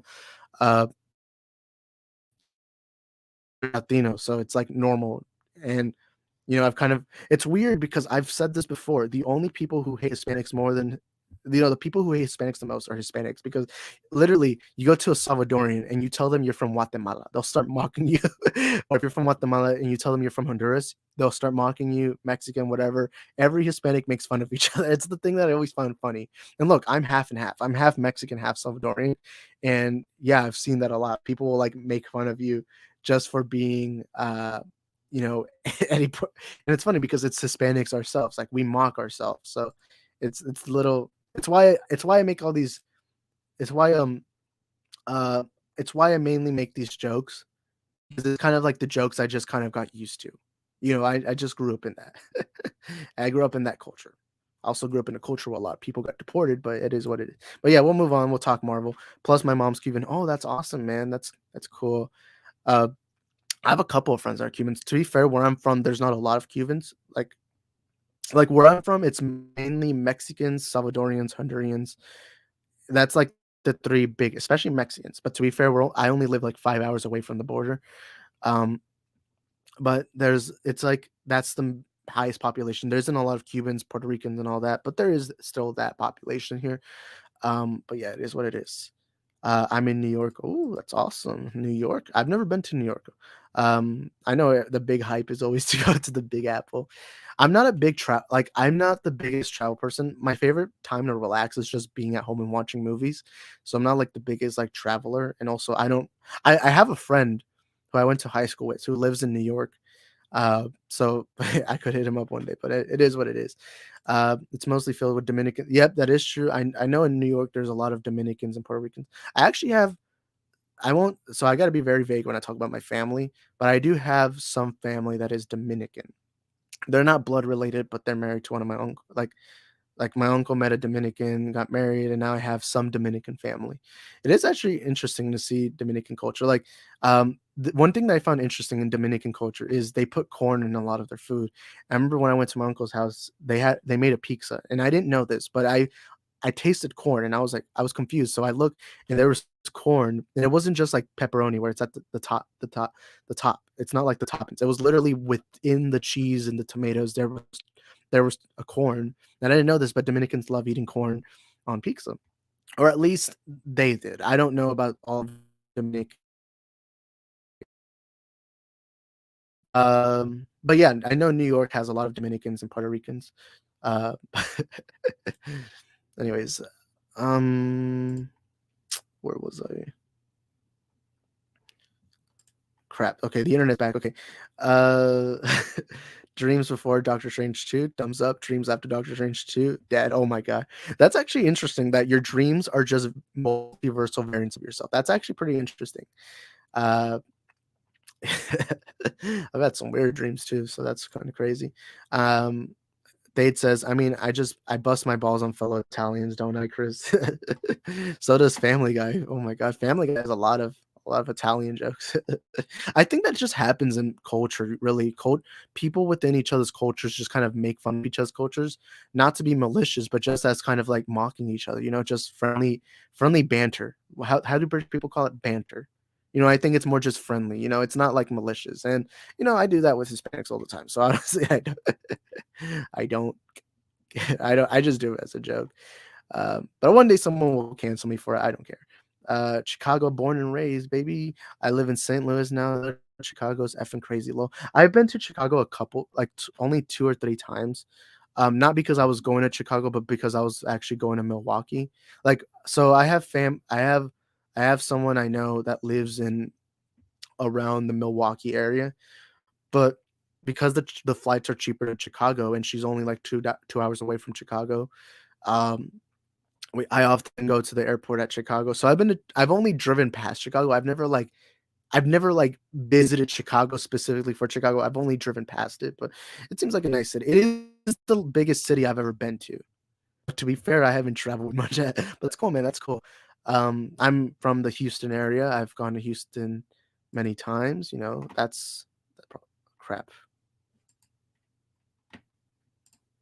Okay. So sorry, guys. The internet's back. But yeah, I'm from around the Houston area. There's a lot of Hispanic culture here, specifically mainly Mexican stuff. Like literally, there's this flea market here that everyone in a 4-hour radius knows about. And literally, when you go there, it literally feels like a convention for Hispanics because it's literally all just Hispanics, and it's actually cool to see. But yeah, Isaac listens to bachata and reggaeton. I'm actually not like the I'm not the biggest like Hispanic music fan. I know, like I like some stuff. Like there's some songs from like I don't know, J Balvin that I like, but there's not a lot. Like my favorite kind of music is like 80s rock and roll. That's actually why I kind of like the Thor Love and Thunder trailer because they were playing Sweet Child of Mine. I'm not somebody who keeps up with music though. Like I can't like a lot of my favorite musicians, I can't even name you an album. Like for example, Eminem, one of my favorite rappers of all time, can't name you an album because well musicians that much. I'm more just like, hey, if this song's good, I like it, whatever. Like if I was to show you my playlist, actually I'll read off some of my playlists. Let's see if I can find it. Okay. After this, we'll talk Marvel. Sorry, guys. Uh, Hold up. Let me read some of my songs in my playlist. And also that's a lot of soundtrack, like a lot of scores, like Man of Steel score I listen to often, the Justice League score I listen. But let me just read off some songs that are here. Uh, Knocking on Heaven's Doors, Guns N' Roses, Don't Cry, Guns N' Roses, Waiting for a Girl Like You, for Foreigner, Break My Stride, Matthew Wilder, David Bowie, Starman, um, Burning Heart, Survivor Band, Nothing's Gonna Stop Us Now, Starship, The Funeral. It doesn't say a name. Why? What? Phil Collins, One More Night. Uh, well, even this song from the Sonic movie, Stars in the Sky from Kid Cudi. A Man Without Love, which is that song in the beginning of Moon Knight. The Mandalorian theme. Trainwreck from James Walters. Something in the Way by Nirvana. Apologize to Las Vegas. You Can't Kill My Rock and Roll Hardcore Superstar. And right now I'm reading it from my playlist, which is from my phone. So I apologize if you can't see it. By the Grace of God, The Helicopters, Hot Cherry Hardline, Home Sweet Home, Motley Crue, In the Air Tonight, Phil Collins. Wait, didn't I just read that one? I don't know. I think I downloaded that one twice. Holy crap. Drag Me Down, Santa Cruz, Jawbreaker, The Cruel Intentions, Fighting Demons, Juice World, 11th Street Kids, Attention, Charlie Puth. Look, you already see like well, a lot of it you don't see. Yeah, I even have Do You Want to Taste It from the Peacemaker intro. Um, the Book of Boba Fett theme. Yeah, I have that on my playlist. I love that theme, even though I didn't really like the show. But uh, Careless Whisper, Deadpool, Hurt, Johnny Cash. Uh, yeah, Roll Call from the Suicide Squad. Yeah, like my playlist, like my playlist isn't like as consistent. Like there's a lot of I have a Kanye West song here, Fire in the Sky from Shangchi. Uh, what's it? What else do I have? You Shook Me All Night Long, AC/DC, Spirits in the Sky by Norman Greenbaum, The Man Who Sold the World, Nirvana. Yeah, I have a lot of like my music. Okay, to be fair, I read a lot of 80s, but you can see there was like hints. Like that wasn't my entire playlist. That was just like the recent stuff I've downloaded. But yeah, I'm not like I don't keep up with music. But anyways, where was I? C is for copyright. Oh my god. Isaac, do you listen to Smashing Pumpkins? I'm gonna be serious right now. I apologize, and I will listen to it after. I don't know who they are. Sorry, I'm so sorry of that. Sorry if I don't know who they were. But I'll keep up with them after. But anyways, let's talk Marvel Phase 4. Why don't we talk Marvel Phase 4? Let's talk Marvel Phase 4. What is in the store for Marvel? Crap, why is the image not coming up? Oh, there it is. Excuse me. Okay, Marvel Phase 4 is Secret Wars next, Multiverse. And you can see here, you have Doctor Strange Multiverse Madness. That was a major movie of this year. And we're talking more movies this year. We are going to talk forward. But Black Panther Wakanda Forever is coming out. Thor Love and Thunder. Thor Love and Thunder is still the MCU movie I'm most hyped up for this year. Mainly because that freaking trailer was awesome. You got Miss Marvel right here. You got She-Hulk. We just recently got the She-Hulk trailer. But there's a lot to look forward to. And I do wonder what they're going to do. But okay, I'll give you my quick thoughts on everything that we've had so far. WandaVision was the first thing we got. So WandaVision was freaking amazing. I loved WandaVision. And I'm only going to give you guys my perspective. You guys are more than you guys can tell me in the chat, but we're going to talk about what we had so far from WandaVision to Doctor Strange Multiverse of Madness. What have we had so far? I'm going to review it. So WandaVision, I loved. WandaVision, I loved. I think it's still the best Disney Plus series by far. Then we had Falcon and Winter Soldier. I like Falcon and Winter Soldier. I didn't love it anywhere near as much as WandaVision, but I like it. I still like it. There was like 2 episodes that were kind of boring though. Although episode 4 was amazing, to me at least. Then we had the Loki series. The Loki series is freaking there was 2 episodes there that I was like, you know what, they could have been better. But overall, I love Loki, the series. I think it is the second best show that Marvel Studios has made. It's the closest thing to WandaVision, but nothing so far has come close though. But I will say that's the closest. Then we had the Black Widow movie. Now, Black Widow movie I thought was decent. I think there's a lot of hate for it, although most people love that movie. I think it was a movie that the first 20 minutes were awesome. I love how they started off, and especially that cover for the Nirvana song. What was it called? Why am I freezing on the name of that Nirvana song? Is Hello. I forgot what it's called. Crap. Why am I freezing on the name? I should know this. I have this song on my playlist. Crap. I don't know, but it's a Nirvana song. I don't care. But but Black Widow, I like the Black Widow movie. I like the family feature. The first 20 minutes, I was loving how this movie was really going into like this human trafficking kind of story, and it felt like they were kind of trying to give you kind of like that vague explanation how the Red Room literally tortures women into being these trained assassin killers with no mindset, to the point where they literally rip out your uterus, which that is insane. My favorite character in that movie is Red Guardian. What's the actor from Stranger Things? I don't know, Alexei. I love him. I love him in this movie. I want to see more of Red Guardian. I like the movie. I like what the premise was. Ultimately, my problem is the third act, and the second act kind of fall. The third act mainly was a little underwhelming compared to the rest of the movies. Teen Spirit, Teen Spirit.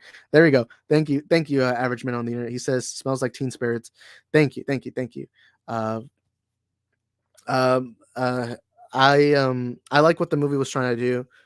I still like the movie, but my problem was the villains, Taskmaster specifically. Like to me, that Taskmaster reveal could have been so good. The thing is, they give you this big like when she takes off the mask, you're kind of like, oh, okay. And then of course they remind you, oh, this is the girl who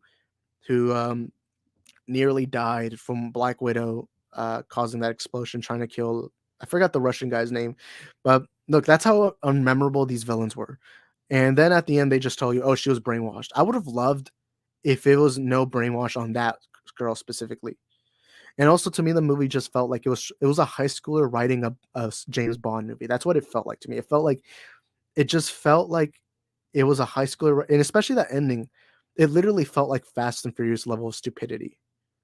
Like it felt like that falling on the ground, like holy crap, how the heck did she survive all that? I don't know, but it is what it is. I still like the movie overall. I had a lot of fun with it. I've not seen the movie since I saw it in theaters, but yeah. And I also like Yelena Belova. I think she was a good character. I love her. She was pretty funny.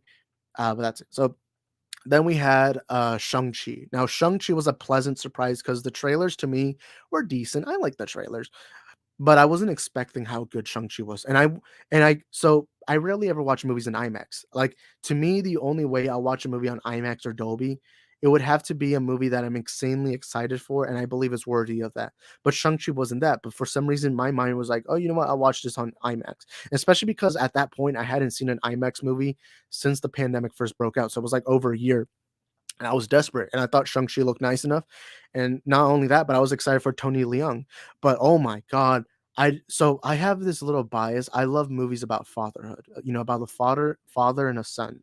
Those kind of movies hit my heart a little emotionally, too close to me. And so, Simu Liu. Now, I was a little biased because I love Simu Liu, especially in that series on Netflix, Kim's Convenience. I love Simu Liu on that. And so, I wasn't expecting that much, but I love how the movie is mainly a story about a father and son. And to me, Shang-Chi is a top 5 best MCU movie. And to me, Wenwu is now my favorite villain in the MCU. Out of all the villains we've had, Thanos, Vulture, Wanda is the top 5 favorite villain to me now. Killmonger. We've had so many great villains that now Wenwu is at the top of that list. I just loved Wenwu. And I know that's not comic accurate. I don't care. To me, Wenwu was just very well written. And I just love that. I love how his motivation was on love for his wife. And how his his love of his wife, the death of his wife caused him to go into a path to the point where he forgot about his own kids. Like he treated them poorly. He treated his son and daughter poorly to the point where they literally had to fight him off. And I love how the ending isn't just killing him. It's not like Sean had to kill him or anything. What I love is that at the end he realizes his mistakes. He realized that he never spent enough time with his children. He treated them poorly because of how much he loved his wife, that he had forgotten, the things that his wife gave him. And I love how the movie starts off with with Wenwu meeting his wife, the mother of his children. And I love how it started off. It started off as this like emotional, little. I just love what they did. I just love what they did. Uh, and then I to me, Shang-Chi is just such an amazing movie. I think I've seen that movie 5 times already, twice in theaters. The first one was IMAX, the second time was standard, but the rest have been on Disney Plus. I also have a Blu-ray copy of Shang-Chi, so that's pretty cool. And then the next movie that came out, wait, was there any series in between? Well, there was What If. I thought What If to me is the weakest, but that's only because I felt like there were so many good premises they could have gone with. And to me, the premises, there were some that were good, like Marvel Zombies. I like that. I like what if the Avengers were assassinated? That was interesting. But then there was also episodes like what if Thor had a party? That one was stupid. The first episode, the Captain Carter one, what I didn't like about that was it was just a copy and paste of the Captain America movie. And it just didn't do much for me. It just wasn't that interesting. And while I like, by the way, I'm gonna read comments in a bit. I just gotta recap my thoughts on Phase 4. But Phase, you know, What If was more just I like it, uh, but there's a lot of episodes in What If that was like, really? That's it? wait, we have all a lot because you can really do anything with what if. You can make any story. Like maybe you could do one where Endgame, like what if Thanos had won? What would he have done after? I mean, we knew what he was going to do, but what if we saw that visual representation? And even now, season two, you could have something like, what if the Illuminati killed Wanda? Uh, what if many things? There's so many possibilities, and you go with what if.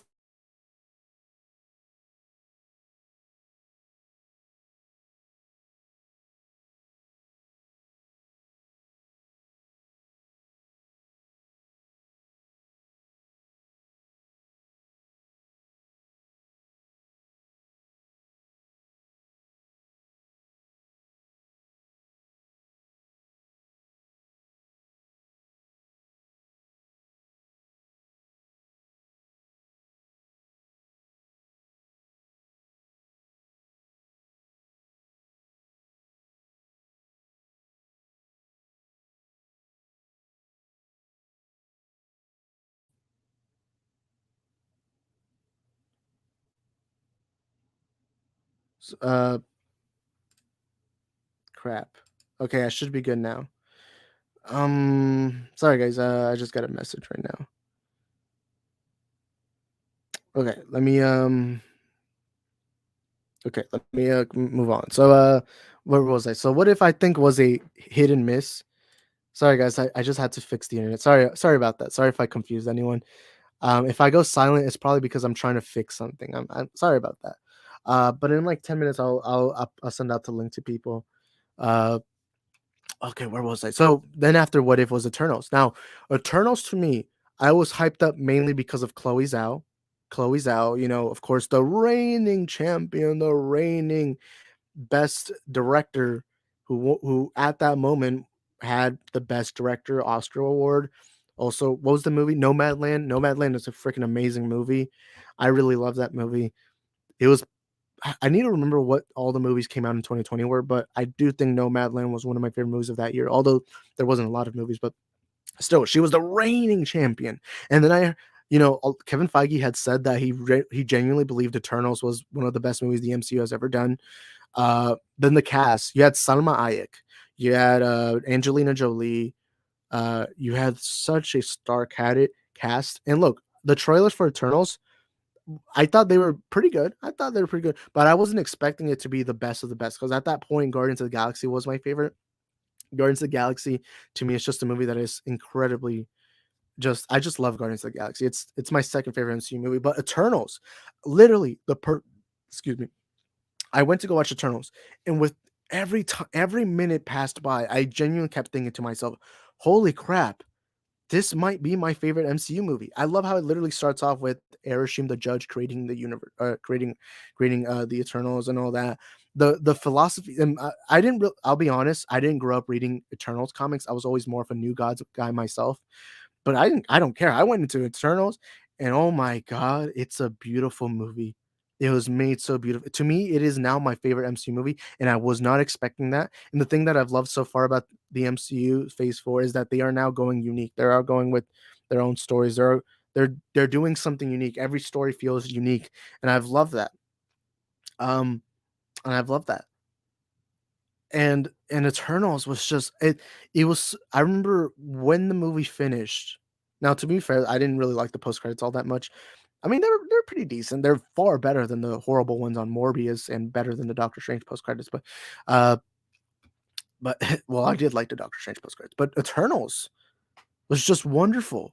It was At this point, MCU has never made a masterpiece. Now, to be fair, I rarely ever use the term masterpiece. Like, besides, like, I only have 3 Marvel movies I label masterpieces. And to me, masterpiece means perfect movie that I just freaking love to the point where I can watch it anytime. And that's Spider-Man 2, Logan, and Eternals now. Eternals was the first time I looked at an MCU movie and thought, holy crap, that's a masterpiece. Because to me, it was a movie that challenges human philosophy, that challenges human nature. And I freaking love that. I've loved what they did with Eternals, and it was just such a beautiful movie. And I know a lot of people hate that movie, but I just loved it. And I was just so amazed that the person who was next to me, a friend of mine, I told them, yeah, this might, and they were surprised, but I told them this might be my favorite MCU movie. And I put out that tweet, and everyone was like messaging me like, "Holy crap, you loved it that much!" And I went to go watch it the first Thursday it came out. So some people hadn't seen it, and they were like, "Really?" Because up at that point, a lot of people were giving it negative reviews. A lot of people were saying it was too boring and all this. I just loved how it was. I was enamored by the story it was trying to tell. The literally my favorite thing about the movie is it does genuinely challenge human philosophy, challenges human nature, because in the movie there's a lot of examples of humans don't deserve to live, because the whole movie was about humanity's existence, Earth's existence, because obviously the crap, what was it called? Why am I freezing on the name of it? But Earth was supposed to be destroyed so that they could create, so the birth of another celestial could be born. And the movie really challenges, if Earth gets destroyed, many more worlds are born, but that also means the death of billions of people on Earth. And not only that, but even within the movie, they show you that humanity has been poor. Like one of my favorite, I think this might be my favorite scene in the movie. Maybe not, I don't know, but it's the scene where Ajax is consoling Fastos after the Hiroshima incident, and you see Fastos just crying. He's like, I don't want to be part of humanity anymore. These people don't deserve our help. They don't deserve it, because they're willing to murder each other for it. And another scene I love was when Droid sees them killing each other, and he's like, you know what? I have the power to control these people. I have the power to stop wars, but yet I have to still witness them killing each other. And that traumatizes someone. That traumatizes someone. And I love that they went into that. But also in the movie, they show you that even though humanity's, you know, even though human nature can be bad, people are selfish, people cause wars, people this. Even after that, they still show you that there's still beauty in humanity, like love, how family, love, and all that. Like, I mean, you saw Gemma Chan's character, Cersei and Icarus, Richard Madden, their love, how it worked. And I also love how the movie's ending wasn't just this big CGI big. I mean, there was that, but I love how the movie more has that challenge, because Icarus, he was born, the Eternals were born to their sole purpose was to prevent deviants from destroying life.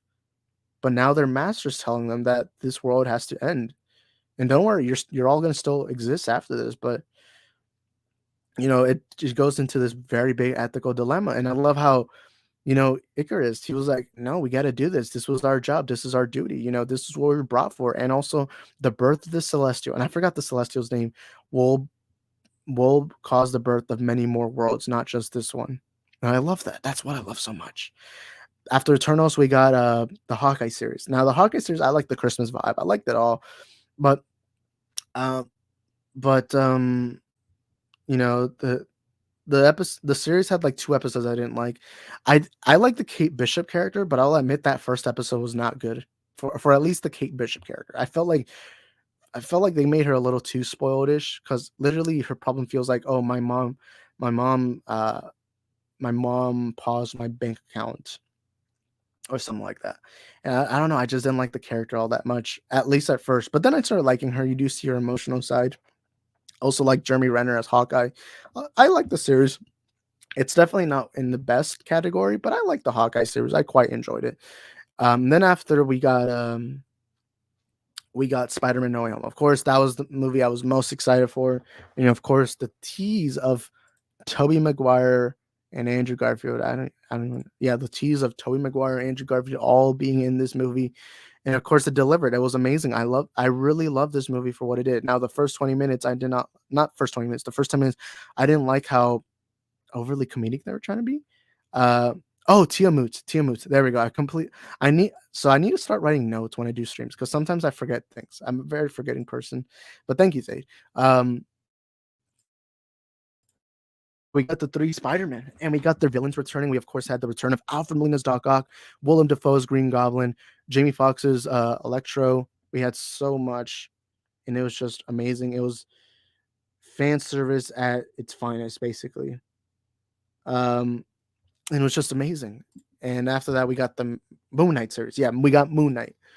Moon Knight. I didn't love Moon Knight, but Moon Knight I grew up loving the Moon Knight comics. But I was always like, Moon Knight was always the character that I was like, how come he doesn't have anything? Like, he doesn't have any movies, any shows. And so when I heard the announcement, I was excited. And not only that, but I was even more excited when we heard that Oscar Isaac was going to play him. I was very excited when we heard Ethan Hawke was going to be in it as crap. Why am I? Oh my! Look, I need to start writing notes. I'm sorry. I need to start writing notes. But yeah, Ethan Hawke. Crap. Why am I forgetting his name? He was trying to resurrect Ahmed. Crap. I'm not. I don't remember his name. Sorry, guys. Thade is the. Oh, by the way, I gotta make Thade. Wait, hold up. I want to make Thade a mod. There we go. Okay. Thade is like the correct. Also, we got Bell in the chat. What is up, Bell? We're talking about how the Snyderverse should be canceled. I'm just kidding. I'm just kidding. I want the Snyderverse more than anyone. Same Isaac. I need to as well. Yeah, I need it. So I have notes when I make my videos, but well, they're not really notes. They're just like quick little jots just in case I mess something up. But my streams, I always just forget. I always just forget. But So have you ever done DMT? I forgot I had that clip. But Moon Knight, I like the Moon Knight series, especially episode 5. Episode 5 was wonderful. And I'm actually surprised they really went into Egyptian gods. That was the big surprise I had. Because I didn't know how much they were going to go into it, but it was basically the major thing. And Oscar Isaac's acting, that might be one of the best acting I've seen in any MCU thing ever. That might be. And I liked it. Now, I didn't love it, especially because that final episode really wasn't that good. But I did love how they teased Jake Lotley in the post-credit scenes. But yeah, I liked it. Now, Doctor Strange Multiverse of Madness. I like Doctor Strange Multiverse of Madness. I like Doctor Strange Multiverse of Madness. I love it, actually. The horror vibes. In fact, the only criticism I have of Multiverse of Madness was Reed Richards and how Reed Richards I like John Krasinski as Reed Richards. I liked him. I just thought it was a little silly that after Black Bolt dies, his friend, his partner in the Illuminati, his first thing to do to a witch who clearly was able to wipe out Black Bolt's mouth, his first thing to do is just throw his hand at her. Reed Richards, the world's smartest man. Which they even say in the movie. They even say in the movie that Reed Richards is still the world's smartest man. So it's not just a comic book thing. This is literally that Earth 838. He was the smartest man in that universe. And I kind of wished it went more into other universes, but I was fine with what they did. I did like what they do. We did get to see Black Bolt. That was a surprise. That was the only, because I didn't know Black Bolt was in this movie. Although I should have expected it because, of course, Black Bolt has always been in the Illuminati. But John Krasinski, Reed Richards, I sadly was spoiled prior. But hey, I did like seeing him there, especially because I'm a big Office fan. I'm a big fan of the Office series. It's quite literally my favorite show of all time. So to see Jim Halpert in the MCU, that was always cool. So we all knew Charles Xavier was going to be there. So I watched this movie 3 times. The first time, I literally, every time I watch it, every time you hear Charles Xavier's voice saying, "We should tell him the truth," and then you see his yellow chair from the X-Men animated series, and then you hear the theme, the X-Men, the animated series theme. I watched it with this friend of mine who's a big hardcore X-Men fan. X-Men is basically his favorite franchise ever. Like anything ever, anything ever, X-Men has always been his favorite thing, whether it's comics, movies, animated series. And so he loves, of course, Patrick Stewart as Charles Xavier. He doesn't watch trailers that much. Like, he doesn't keep up with movies, but I made sure, because for a week I told him, don't watch that trailer. And the reason why is because I wanted to see his reaction to Charles Xavier showing up. Because I remember I had a big reaction when that trailer dropped and we saw Charles Xavier. But I remember I was sitting right next to him. And then all of a sudden, when the Illuminati's talking to Strange, all of a sudden you hear the voice, "We should tell him the truth." And he literally looks at me like, "Wait, I know that." Like he looked at me like, "I know that voice." And then you see Charles Xavier. He was like cheering. He was so happy, and it was so. I actually have I have this dumbass friend who came with me on my second viewing, and he actually recorded the audio. I actually want to show you guys the audio to Black Bolt's death. Let's see if I can find it. I'm gonna show you the audio, guys. I hope I don't get copyrighted because of this. So my dumbass friend was recording that scene.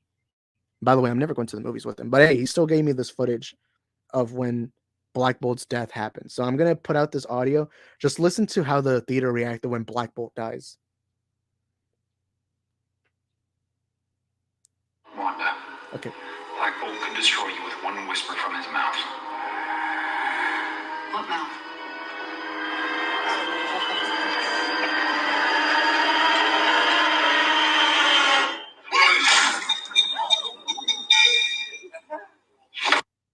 It was actually insane. I'm shocked. And then all of a sudden it got quiet when Black on the ground. But hey, even though I hate my friend that recorded this, I give him props for at least giving me the footage. But I hope I don't get copyright for that. I think I could. Okay, so we're back. Sorry guys, but yeah, it was actually insane because everyone was like gasping. But I do hate that guy. I'm not even that close with him. He just came with us to go watch the movie. But yeah, sorry guys. I think y'all could hear that. I don't know. I put it real close to the mic, so y'all should have been able to hear it. What comment was I? But yeah, I love Doctor Strange Multiverse of Madness. I like the incursion stuff. I loved everything. Bro, I'm surprised that Oscar Isaac is Apocalypse. I actually always forget that. Marvel once said Oscar Isaac is Marvel's new secret weapon, and every time I see the Moon Knight poster, I burst out laughing.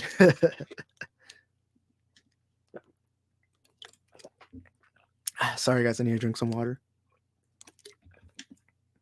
So I want to take a break, but while I take my break, I'm gonna send the link out, especially Thade, because Thade is very knowledgeable in comics, like comics lore.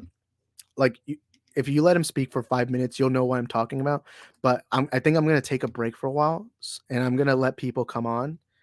Actually, you know what? Maybe I can put it in the chat. Like I can, like everyone here on the chat, y'all are free to come in if y'all want to. But especially I want to bring in Thade because I know Thade loves this topic. But I do want to finish off my thoughts on the future of the MCU, and then I'll bring y'all in. I'm gonna take a little bit of break, so when they first come in, I'm gonna go take a break because I've spoken for like an hour and 36 minutes alone. But yeah, I'll bring them in, and then we'll end off the stream. Oh, we're not gonna end off the stream. We're gonna have them come in. I think we'll stream like an hour, and an hour more, and then we'll end it off. But yeah. Let's go with you about the Illuminati and Doctor Strange Multiverse of Madness.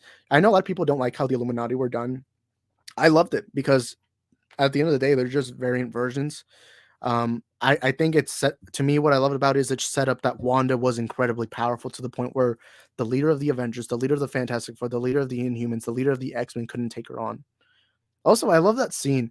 I think one of my favorite moments in the movie was when Wanda's about to break into America Chavez, and I actually started cheering when I first saw this the first time because I'm very giddy. I like to cheer a lot in movies. But you have Charles Xavier show up in his chair and he says enough, and then you see like his mind head thing, and he's like looking at Wanda. He does his iconic Charles Xavier thing, and then it shows going into not Strange's eyes, Charles Xavier's eyes, and it goes into Wanda's eyes, and then you actually see Wanda screaming and freaking out from Earth 616, and then of course you see Charles Xavier trying to talk to Wanda, saying, "Wanda, you're being entrapped by your alter ego," and I love that. I love that little fight. My favorite scene in the movie has to be the scene where Wanda meets other Wanda, like they're together. Like basically when Wanda and her kids, and I just love how horror it was. Like I was surprised. Like this is the one movie I wouldn't take my nephews to go watch. It's the one MC movies I wouldn't because they're not horror. Of course, I've never seen a horror movie. I probably wouldn't want to show them. But it was surprised how horror it was. Now the movie never scared me, but the movie definitely had horror vibes. And Black Bolt's death was brutal, man. They literally blew up his head or his brain. I mean. And then falls on the ground, and then Reed Richards was turned into Twizzlers. He was turned into string cheese and all that. It was amazing what they did. I just loved what they did. But yeah, it's honestly insane what they did with this movie, how horror it was. It felt like a Sam Raimi movie and all that. But anyways, I wish we saw a fight between Black Bolt and Wanda. I would have too, but I'm fine with what they did because to me, what I liked about it was that it showed, no, yes, the Illuminati's strong, but holy crap, Wanda right now is wrecking shop, man. This is a Wanda who's dedicated and all that. But yeah, I've liked everything at Phase 4. The only thing I haven't liked was What If, but that's only because I wish What If had better stories. Because realistically, out of all the stories you could have gone with, because you could do any story with that. I just wish they went with more stories. But yeah, my only worry with the with the with the future of the MCU, my only worry is multiverse, because oftentimes multiverse can become convoluted, it can become too confusing, and that happens with the general audience. Multiverse is a very difficult concept, and to me, what I don't like about multiverse is that you can basically bring back any character you want. I'm fine if you bring back a character, but just as a cameo, And I've loved what the MCU has done. We've seen the return of Tobey Maguire, Andrew Garfield, Professor, Charles Xavier, the version of of Patrick Stewart. We've seen Black Bolt. That's a return I did not expect. John Krasinski that wasn't a return, but that's a fan casting. We got to see Captain Carter. That was cool. I actually like seeing Maria Rambeau because I love Lashana Lynch, especially in No Time to Die. But I loved her as Captain Marvel variant. I love it, and to me, I just loved what they did. I love what the MCU's done. I mean, I love Phase 4. Widow says, "Hey, Morbius, #1 fan." Hey, I got a clip of you saying it's Morbing time, so I'm just kidding. I don't have it on my computer though. But yeah, this is the Morbius fan base. We're talking about Morbius. I'm just kidding. It's Morbing time, which is the first comment he made. But it's complicated multiverse. Well, no. So far, it's not been that complicated. Like Loki didn't make it all that complicated. I mean, there's definitely some issues, but there isn't that much confusion. But the problem with multiverse is eventually it can go so bad. I mean, look at what happened with DC Comics. They eventually realized multiverse was starting to get too convoluted, and so they rebooted. And we're talking about DC Comics, by the way. But yeah, multiverse can become too overly convoluted, and it can become worrying. But anyways, I'm gonna put the StreamYard link on the chat if anyone wants to join. I'm also gonna send it on the group chat I have. So if anyone wants to come in, you're more than welcome to come in. But yeah, I'm gonna take a break. I'm gonna let all the people who want to join in talk. Everyone's welcome, but I am gonna take a little bit of break because I do need to drink more water right now, and I'm not like I need some water. But sorry guys, I'm trying to send streamer links. Just keep it, let's keep it simple here. But yeah. Morbius was so good. I had to dance like Milo after the movie and get a rare blood disease to be like my idol. Morbius. Oh my god. Yeah, I like Morbius. I know it's the unpopular opinion, but I like Morbius. But also we got Arkham Gaming, man. What's up, Arkham Gaming? Hey, how are you doing? How are you, man? I'll ask you this first, and then I'll let you take the floor. But what are your thoughts on like Marvel Phase 4 so far? Like, do you like it or not?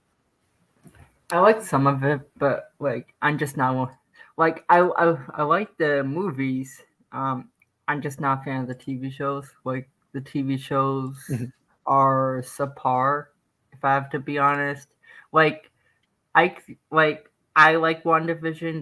That's one of my favorites. Loki was very good, but I don't know. After Loki, like I feel like some of the shows have been going downhill. To be honest. I actually agree with you on that. Like Hawkeye to me wasn't very like I like it, but it wasn't like bingeable. Like I can't rewatch Hawkeye anymore because it's not that as good. And the What If series to me was also that.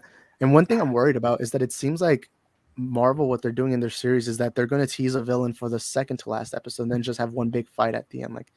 Like for example, what's Wilson Fisk? Like they just tease him at the second to last episode. But what's up, Dane, man? Hey, what's up? What are your thoughts on so far Phase 4 of the MCU? It's a building phase. Just like Phase 1 was. We're building the new saga. The next 3 phases, 4, 5, and 6, are going to be what I think is going to be the Secret Wars saga.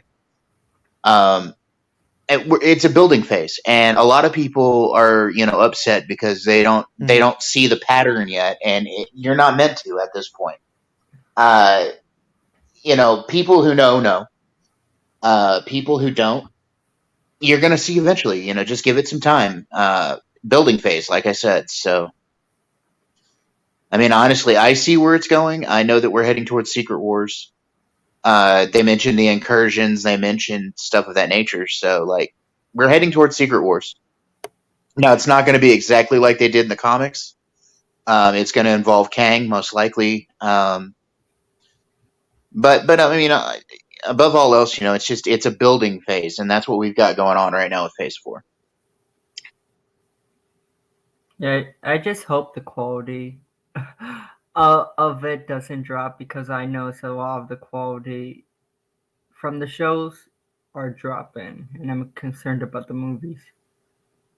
I don't think the quality is going to drop. I'm not one that thought the quality dropped after Loki.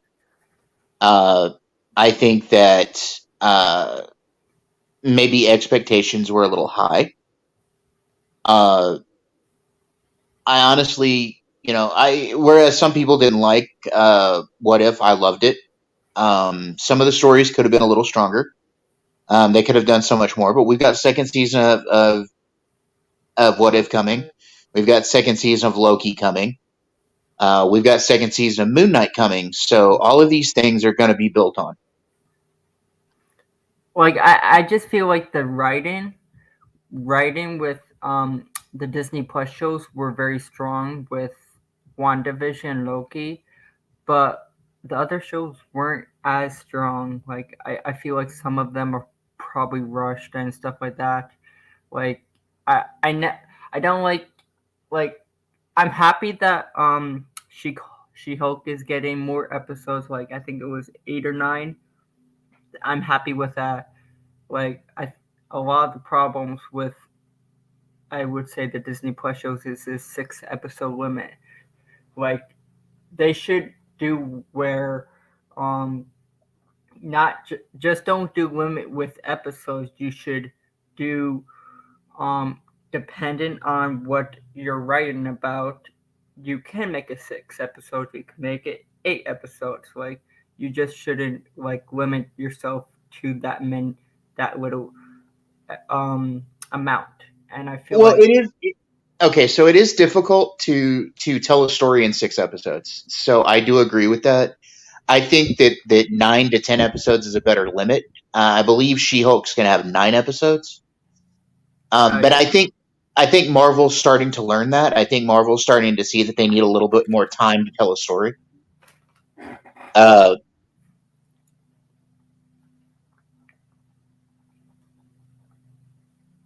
That at least they learned it. But I'm excited for Secret Wars. Like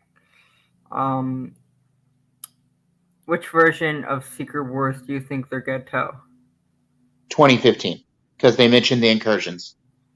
It's gonna be the Hickman run of Secret Wars, which is good because the Hickman story is more relevant to now. I mean, you could tell the old Secret Wars story, but a lot of people you're gonna have to introduce a lot of characters. I mean, you're gonna have to introduce a lot of characters for either story, to be honest.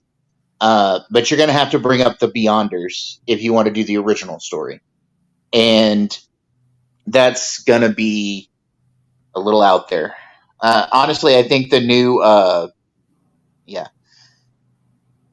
think the Secret Wars, they're gonna put Kang as the catalyst for the Secret Wars in the movies in the MCU. So, and that's fine. I think that bringing up the idea of the Beyonders, something that is so far out of touch, power-wise, is going to be a difficult thing to follow. I mean, we've already got Celestials. We've already got, we've gotten hints of the Living Tribunal, stuff of that nature. If you go with the Beyonders, though, you're going to have to go beyond the multiverse, though, because Beyonders were multiversal. Oh yeah. Like, the phase so far has been good. It's just, I probably have to watch all the TV shows to understand a lot of things. So, well, okay, so some of the TV shows are necessary to what's going on. Some of them aren't. Falcon and Winter Soldier really isn't all that necessary. Hawkeye really wasn't all that necessary. But stuff like What If, Loki, Moon Knight, because they're going to start coming in with the gods of the different pantheons, especially with Thor: Love and Thunder.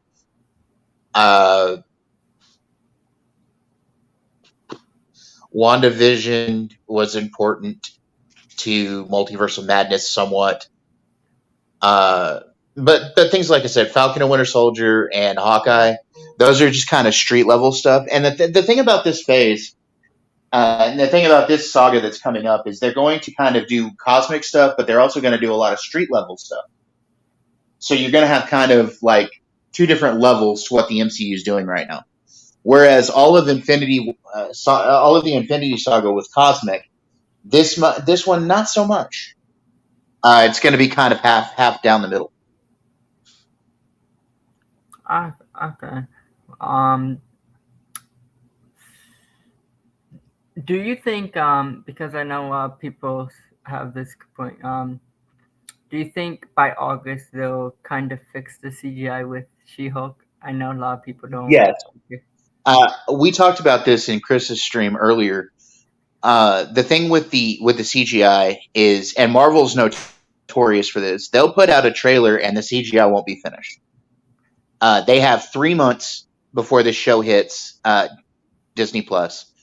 They worked on the CGI for Spider-Man No Way Home all the way up to the release, and then a little bit afterwards, they actually sent out revisions to the theaters for the revised special effects with Spider-Man No Way Home. So this is very clear that they could actually work all the way up to the date of release for this show. They will fix the CGI.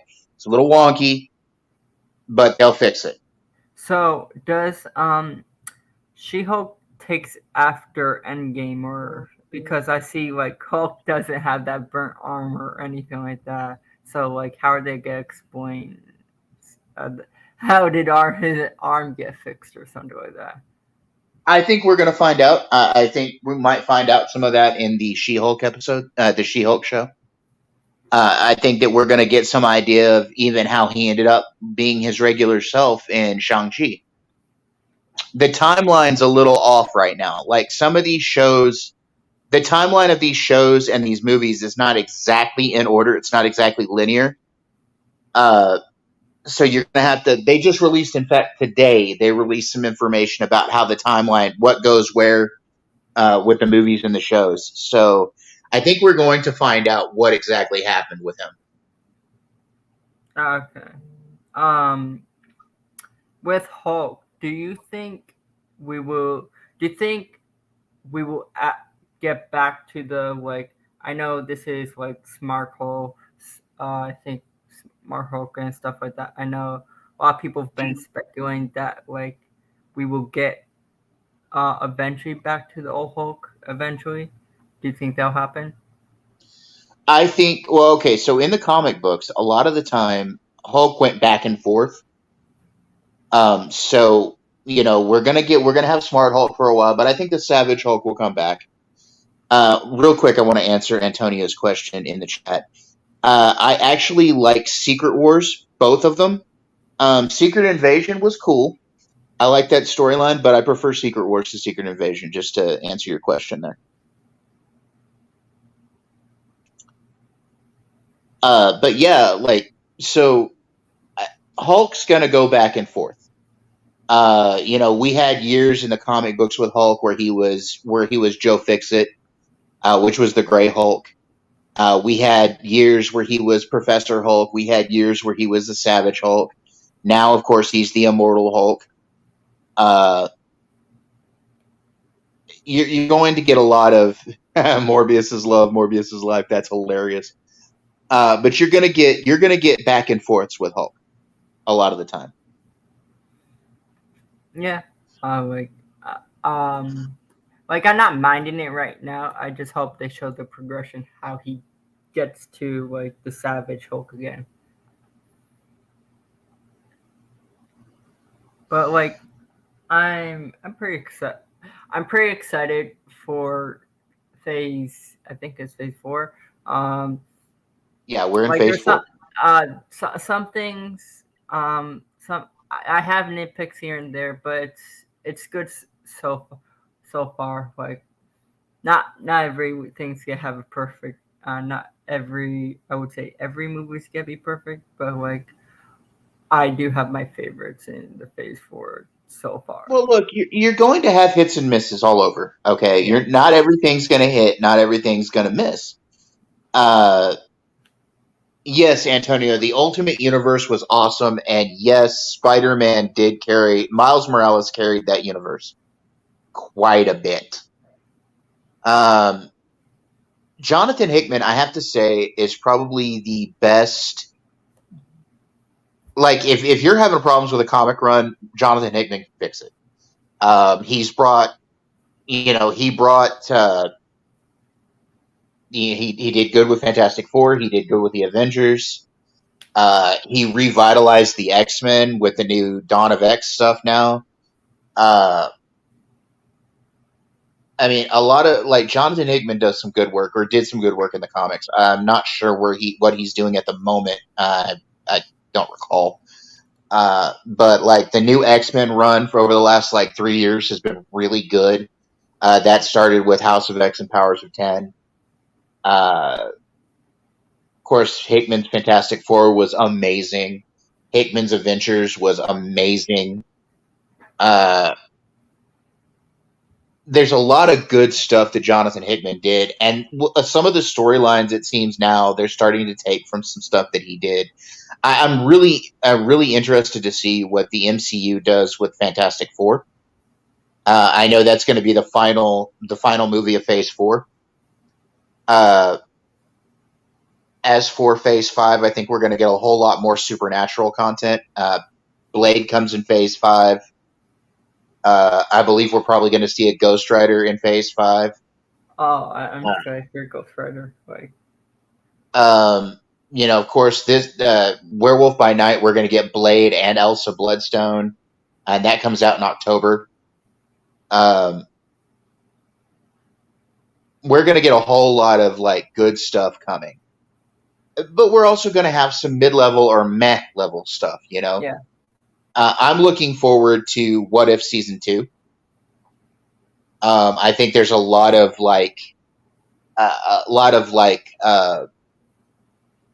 possibilities that they could do good for Season 2 of What If. I mean, we might get a What If, Endgame hadn't happened like it did. What if the snap didn't happen? Stuff like that.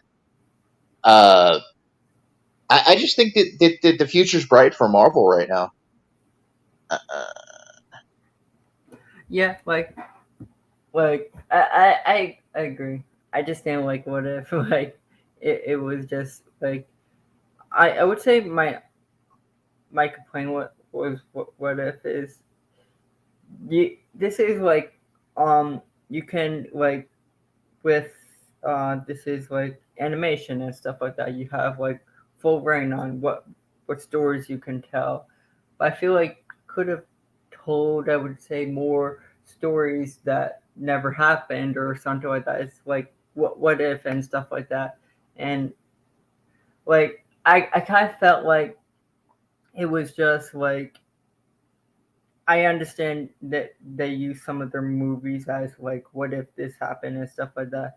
But I kind of would prefer if they told like a kind of different kind of story that never happened, and it's like, what if this happened, but it's not in the movie kind of way. Well, they did that. They did that with what if the Avengers had been assassinated? That was not a story from the MCU. The Marvel Zombies hasn't been in the MCU yet, but they did that in What If. Yeah, that one I really liked. That was there were probably one of the best episodes of that series. yeah, certain ones I just didn't like. Then you did the What If T'Challa had become Star-Lord? That was a good episode. Yeah, that was. I didn't like how they. I feel like I understand like with the Ultron and everything like that in Vision. I just didn't like the way that they kind of killed Thanos or something like that. Like it just didn't like a lot of people called it lazy writing and stuff like that with that how he died in that episode. Well, okay, it kind of was. But there's a lot of potential there for what if. I want to answer some stuff in the chat real quick. Hold on. Okay. Ultimate Spider-Man was amazing. The storyline that threw me off with the Ultimates though, with the Ultimate Marvel Universe, was the Ultimatum storyline. I hated the Ultimatum storyline. Hated it. Oh, you hated Ultimate Spider-Man? No, not Ultimate Spider-Man. No, there was a storyline in the Ultimate Marvel Universe called Ultimatum. Oh, Ultimate. It's where Magneto took over the world and did a bunch of stuff. But like, there was some really gruesome scenes in that. The Blob ate the Wasp, and then Giant Man grew to a giant size and bit off the Blob's head. The Ultimatum storyline was really, really weird. Heroes Reborn wasn't bad, Antonio. It was, for a pocket dimension created by Franklin Richards, it was okay. I did like the art. But yeah, it was a precursor to Ultimate, yeah. Well, Jim Lee always has great art. Yeah, he does. Rob Liefeld, kind of over-exaggerated sometimes, in my opinion. Is he artist?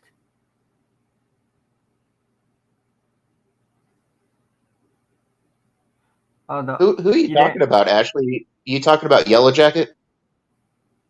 You talking about Hank Pym? Hank Pym's a horrible man. Who are you guys talking about? In the comics, Star Fox is horrible in the comics. He's horrible. Star Fox is a horrible, creepy, brain-controlling rapist. Star Fox from the what? Star Fox was Thanos' brother. Oh. He was also known as Eros. Eros? Yeah, well, that was his actual name. Star Fox was his hero name, but Eros was his name, his birth name. So they changed him to a hero? Well, he was a hero, but he's just a horrible fucking character. Oh, like how they did him was very bad in the Ultimate, Well, no, just in comics in general, Star Fox is horrible. Oh, he's just not very well written and everything like that. No, his actions are horrible. He has mind control powers, and he uses them to sleep around, basically. Oh, like Antonio says, he rapes women. Yes, he does. He mind controls women and takes advantage. He's a horrible character. That's terrible. That's awful. Why would you? I don't like those. I don't like aspects of sometimes in comic books when they do that. Yeah, he was a character from the 70s. He was first created back in the 70s. He like Widow says, he can control minds. Oh God, don't even bring that up, Average Man. That Marcus thing. Oh God, that was a horrible storyline. Marvel had some losing storylines, man. That was a horrible one right there. Yeah, like some of them were questionable. Right, Ashley? He was supposed to be the likable brother. I think that just proves that the Titan Eternals, the Eternal Titans, were horrible people. Like, Sui-san tried to kill Thanos, her own baby son, because he had deviant traits. I mean, come on. Yes, She-Hulk did defend Star Fox in court. That was a thing that happened. Oh, She did. Yeah, she was his lawyer. But you found out later on it was only because he mind controlled her. Oh, so none of it. Uh, yeah, yeah. Is there any Marvel comics that you've been liking? Oh, it's see, I've been reading comics for 40 years, Arkham. Not like Uh, the recent ones, like Recent uh, ones, I love the X-Men stuff right now. Uh, like I said, I love the X-Men stuff right now. Uh, some of the new Star Wars comics have been okay. Um,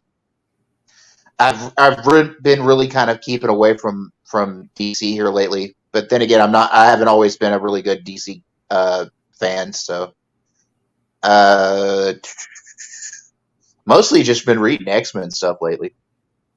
yeah, I heard the X-Men stuff are very I, good.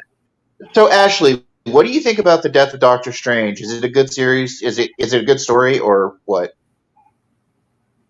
That Ultimate So Scarlet Witch and Quicksilver thing was horrible, Antonio. Horrible. so they're making a series that they kill off Doctor Strange or something like that. In the comics, it's called The Death of Doctor Strange, yes. Oh, okay. I'm Uh, wondering who killed him. uh, I, I don't know. I haven't read it. Ashley does, though. Ashley's read it, apparently. No, the fact that that Scarlet Witch and Quicksilver being brother and sister in the Ultimates, and them, being sexually involved with each other, that's just horrible. Say what? Like Kind of funny though that Captain America didn't know, and then they told him, he was like, "Oh." so like So, Scar Ashley, and is the Death of Doctor Strange a good series or not? she said she's liking it. She's on issue 5.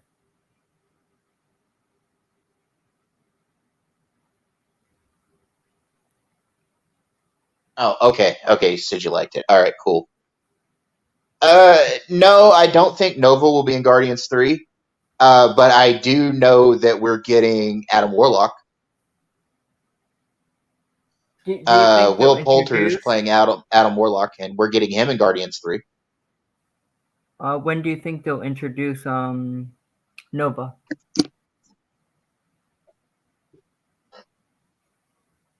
I think Nova's getting his own show on Disney Plus. Oh, he is. I believe that was announced. Oh, man. I have not read the new Thor run yet with Ashley. I'm hearing good things about it though.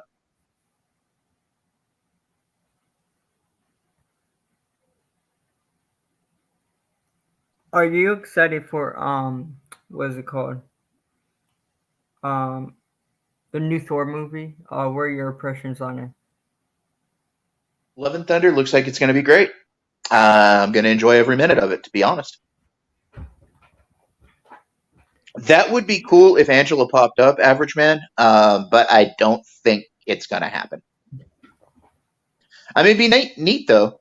She's a great character. I loved her in her Marvel version, and I loved her when she was first shown in Spawn back in the 90s. I wish we would get that reboot Spawn movie. I've always wanted that, but I don't know when that's happening.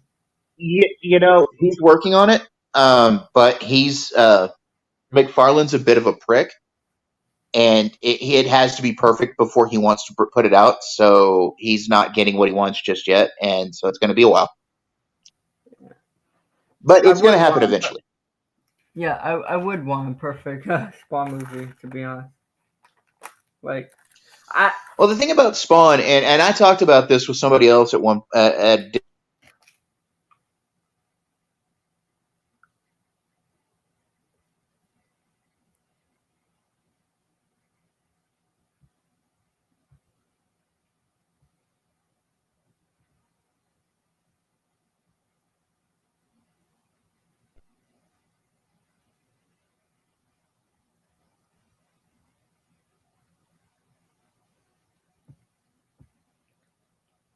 You don't like the Civil War comic, Antonio? Why?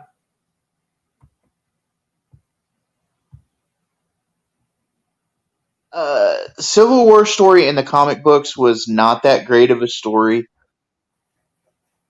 Uh, it was okay, I guess. But it's eh. I think it was. I know it's different than the movie and stuff like that. They like. Well, yeah. Well, okay. So the Civil War storyline in the comics was started because of the death of several school children in a explosion that was caused by a superhero and supervillain fight. The New Warriors were fighting the villain Nitro, and he did one of his Nova bursts, and a bunch of school children were killed. And then that caused the government to try to push this thing called the Superhuman Registration Act, where all superhumans had to register their names and their identities with the government. Uh, and Iron Man was a total asshat in that whole series. He was Wasn't it like Iron Man? I think it was Iron Man versus Captain Marvel or something like that. If I'm no, correct. no, no. That was Civil War 2. And that wasn't Civil War. Iron Man versus Captain Marvel. That was Captain Marvel versus pretty much everybody. But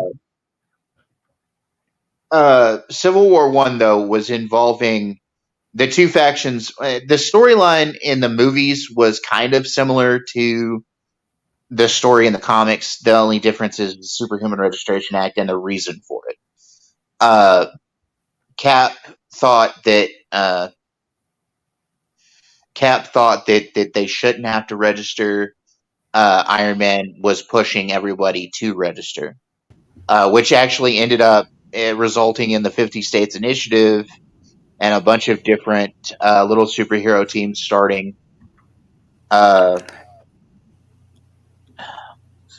Hey guys, I'm back. Hey, what's up, Isaac? What's up, Dave? I've been listening the entire time. I always love hearing your comic book knowledge because I'm like a comic fan, but I'm not a hardcore comic fan, you know? Yeah, well, admittedly, a lot of the modern comics I don't know a whole lot about. I kind of dropped off of reading comics in the early 2000s, and I'm just now getting back to it. Yeah, I think I started back reading in like 2014. I started right before Secret Wars. But I've kind of gotten back in. I've kind of worked myself slowly back into things. I'm mostly reading X-Men right now. Because the new X-Men over the last couple of years has been just really amazing storyline, so I liked it. I've kind of steered clear of DC after a while because I'm just not liking what's going on over there. To be honest, with a lot of their storylines. But I've always been a big Marvel guy anyway, so like I have very few things I like in DC. I like Superman. I like the Green Lantern the Lantern Corps characters. I've never really hot take. I've never really been that huge of a Batman fan. I mean, I like Batman and I like some of the Bat family, but like, I know a lot about Batman. I know a lot about the Bat family and everything, but I've just never really been all that big of a Batman fan. I know more like 80s and 90s Batman than I know anything recently. There you go. He'll be back. Yeah, but I'm more DC fan, so like the comics probably appeal towards me. Like, I've been liking a lot of their stories. Like, I've been liking I like Dark Crisis and everything like that. What they're putting up to and everything like that. So, like I've been liking liking it. Like, well, I liked the Dark Knight's Metal stuff. I liked the Batman Who Laughs. Yeah, that was good. I liked all of that stuff, like Dark Knight's Metal, the Forging, stuff like that. That was all good storylines. My problem with DC right now is like there's not a cohesive storyline. There's not a cohesive universe, in my opinion. Like like the Batman stuff kind of goes an opposite direction from where Superman's going. Uh, it doesn't seem like they all fit tidy in the same little universe. You get what I'm saying? I understand what you're saying. Like, I think DC's always done that anyway. Well, back in the 80s and 90s, DC had like an overarching storyline with all of the characters. Where like they all kind of like participated in each other's books. But now it's like compartmentalized. You got the Superman stuff going on, you got the Justice League stuff going on, but then you've got the Batman storylines kind of going over here, and then you had the whole Dark Knight's Metal stuff, which is not main continuity. It's all just kind of convoluted, in my opinion. I guess like I think like what they usually do is just give the freedom of like, I'd say, comic writers to do whatever they want. Like, Right. I feel like that's the difference between Marvel is um like either you have a writer that approached somewhat like the leader, whoever controls DC Comics, and approach tell what they want to do with the story, and they allow them like all like I feel like DC like there's not really you don't not really have a kind of continuity to stick with. You could do whatever you want, like, and tell it with a separate universe. Like, to them, it Yeah. doesn't really matter. Antonio, what do I think are overrated comics from both DC and Marvel? I'm gonna say it, even though I'm a huge Superman fan. I think Superman's a bit overrated. I think in Marvel, a lot of Avengers stuff gets a little overrated. Sometimes the X-Men, it just depends. As for your comments on the 90s stuff, you are absolutely correct. There was a lot of dark, edgy, grim stuff in the 90s, but I think also some really good storylines came out of the 90s. With the X-Men, you had Fatal Attractions, Age of Apocalypse.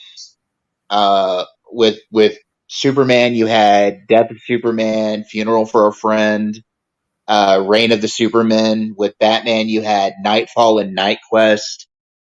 There was a lot of good storylines that came out of the 90s. I have to admit, Average Man, I am a huge X-Men fan, so to me, the X-Men are always going to outweigh the Avengers. I'm a huge X-Men fan. Like, I, you know, I was there with the X-Men through the Claremont run in the 70s and 80s. I was there in the 90s with X-Men with some great storylines. I was never a big Avengers fan until the MCU came around. Because before the MCU, and people hate when I say this, but the Avengers characters were kind of B-level characters, to be honest. Spider-Man was a big seller for X-Men, for Marvel. The X-Men were big sellers for Marvel, but like Iron Man and all of that, it took the MCU to elevate those characters. It took putting those characters at the forefront of a movie series to make them like hella important.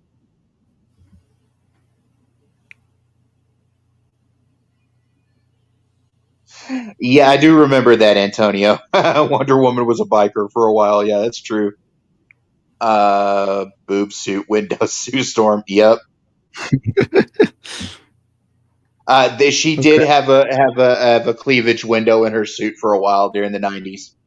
I have to say, like, one of my biggest complaints about the 90s was all of the women had boobs bigger than their heads. That must Like, hurt their backs.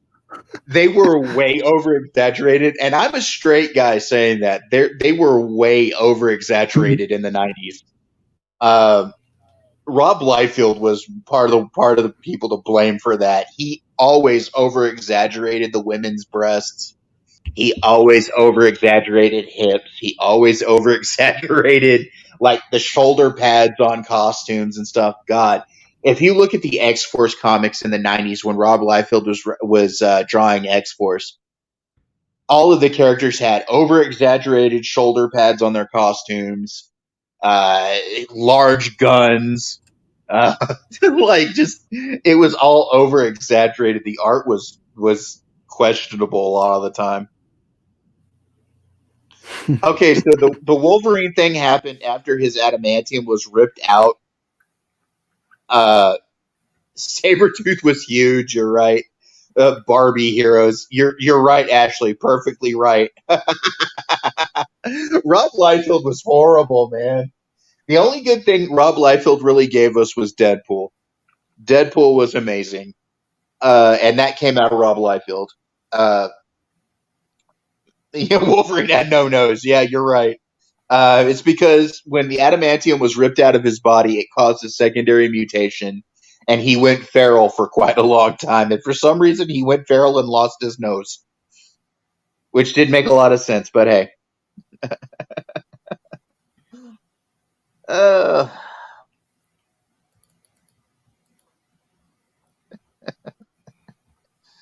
where's the nose, bro? I know, right? Where did it's like Magneto reached over and went, "Got your nose." That was hilarious. But also remember, the '90s brought us Horsemen of War Wolverine too. So it's a good story. There were some good Voldemort. stories in the '90s. But yeah, I think There's a the lot biggest of problem I cartoon had with characters. oh Lord, it's morbing time. Is it? Do I have to become Morbius now, Isaac? Yes, you have to drink the blue blood now. It looks like Kool-Aid packets. You know, I loved Morbius in the comics. He was a great character.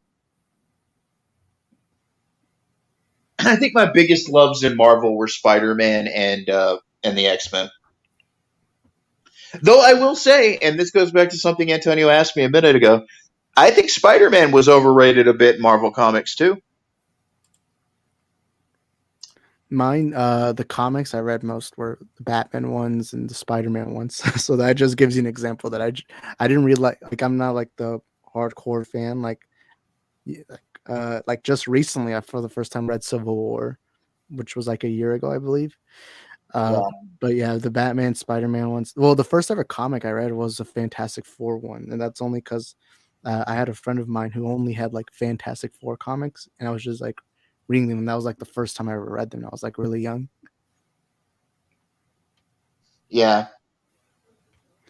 But anyways, we've gone. Holy crap, we're almost 2 hours and 30 minutes. Yeah, But like anyways, huh? oh, I was gonna say, yeah, Oh, I with got delayed. me, um, I always liked both Marvel and DC, but like I like Spider-Man a lot. Like I like everything with Marvel. That's the one character I like a lot. My very first comic book, guys, was a '70s Batman story called "The Secret History of the Batman," and it was an Elseworlds tale. Even though that was way before they had the Elseworlds imprint in DC, but it was a storyline about how Bruce Wayne's father was the first Batman. It's a very interesting storyline. But that was the very first comic books I ever owned or bought. And then I started reading other stuff from there. Yeah, I started with I think read a few Marvel stuff. Then after I got to the New 52, I stopped reading Marvel. Then I kind of read DC until and keep reading DC like because like I don't know, like I just really like what DC's doing. Like I'm just enjoying what they're doing. Like it's just for me it dropped off with Marvel. Like I don't mind the movies and stuff like that. It's just I like Daniel Martin. I actually got to meet Todd McFarlane in the '90s at a Comic Con. Yo, that's actually badass. Very interesting guy. Very interesting guy. Very, very opinionated, and also very, very full of himself. That guy has such a big head. I'm surprised he made it through the doorways.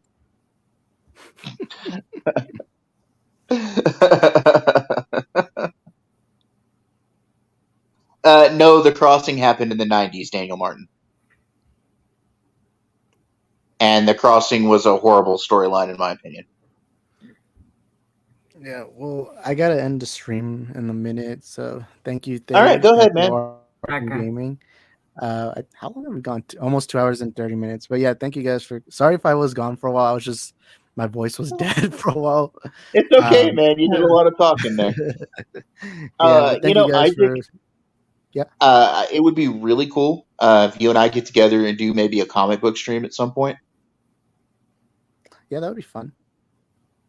All right, man. Crap, was I gone for a while? Okay.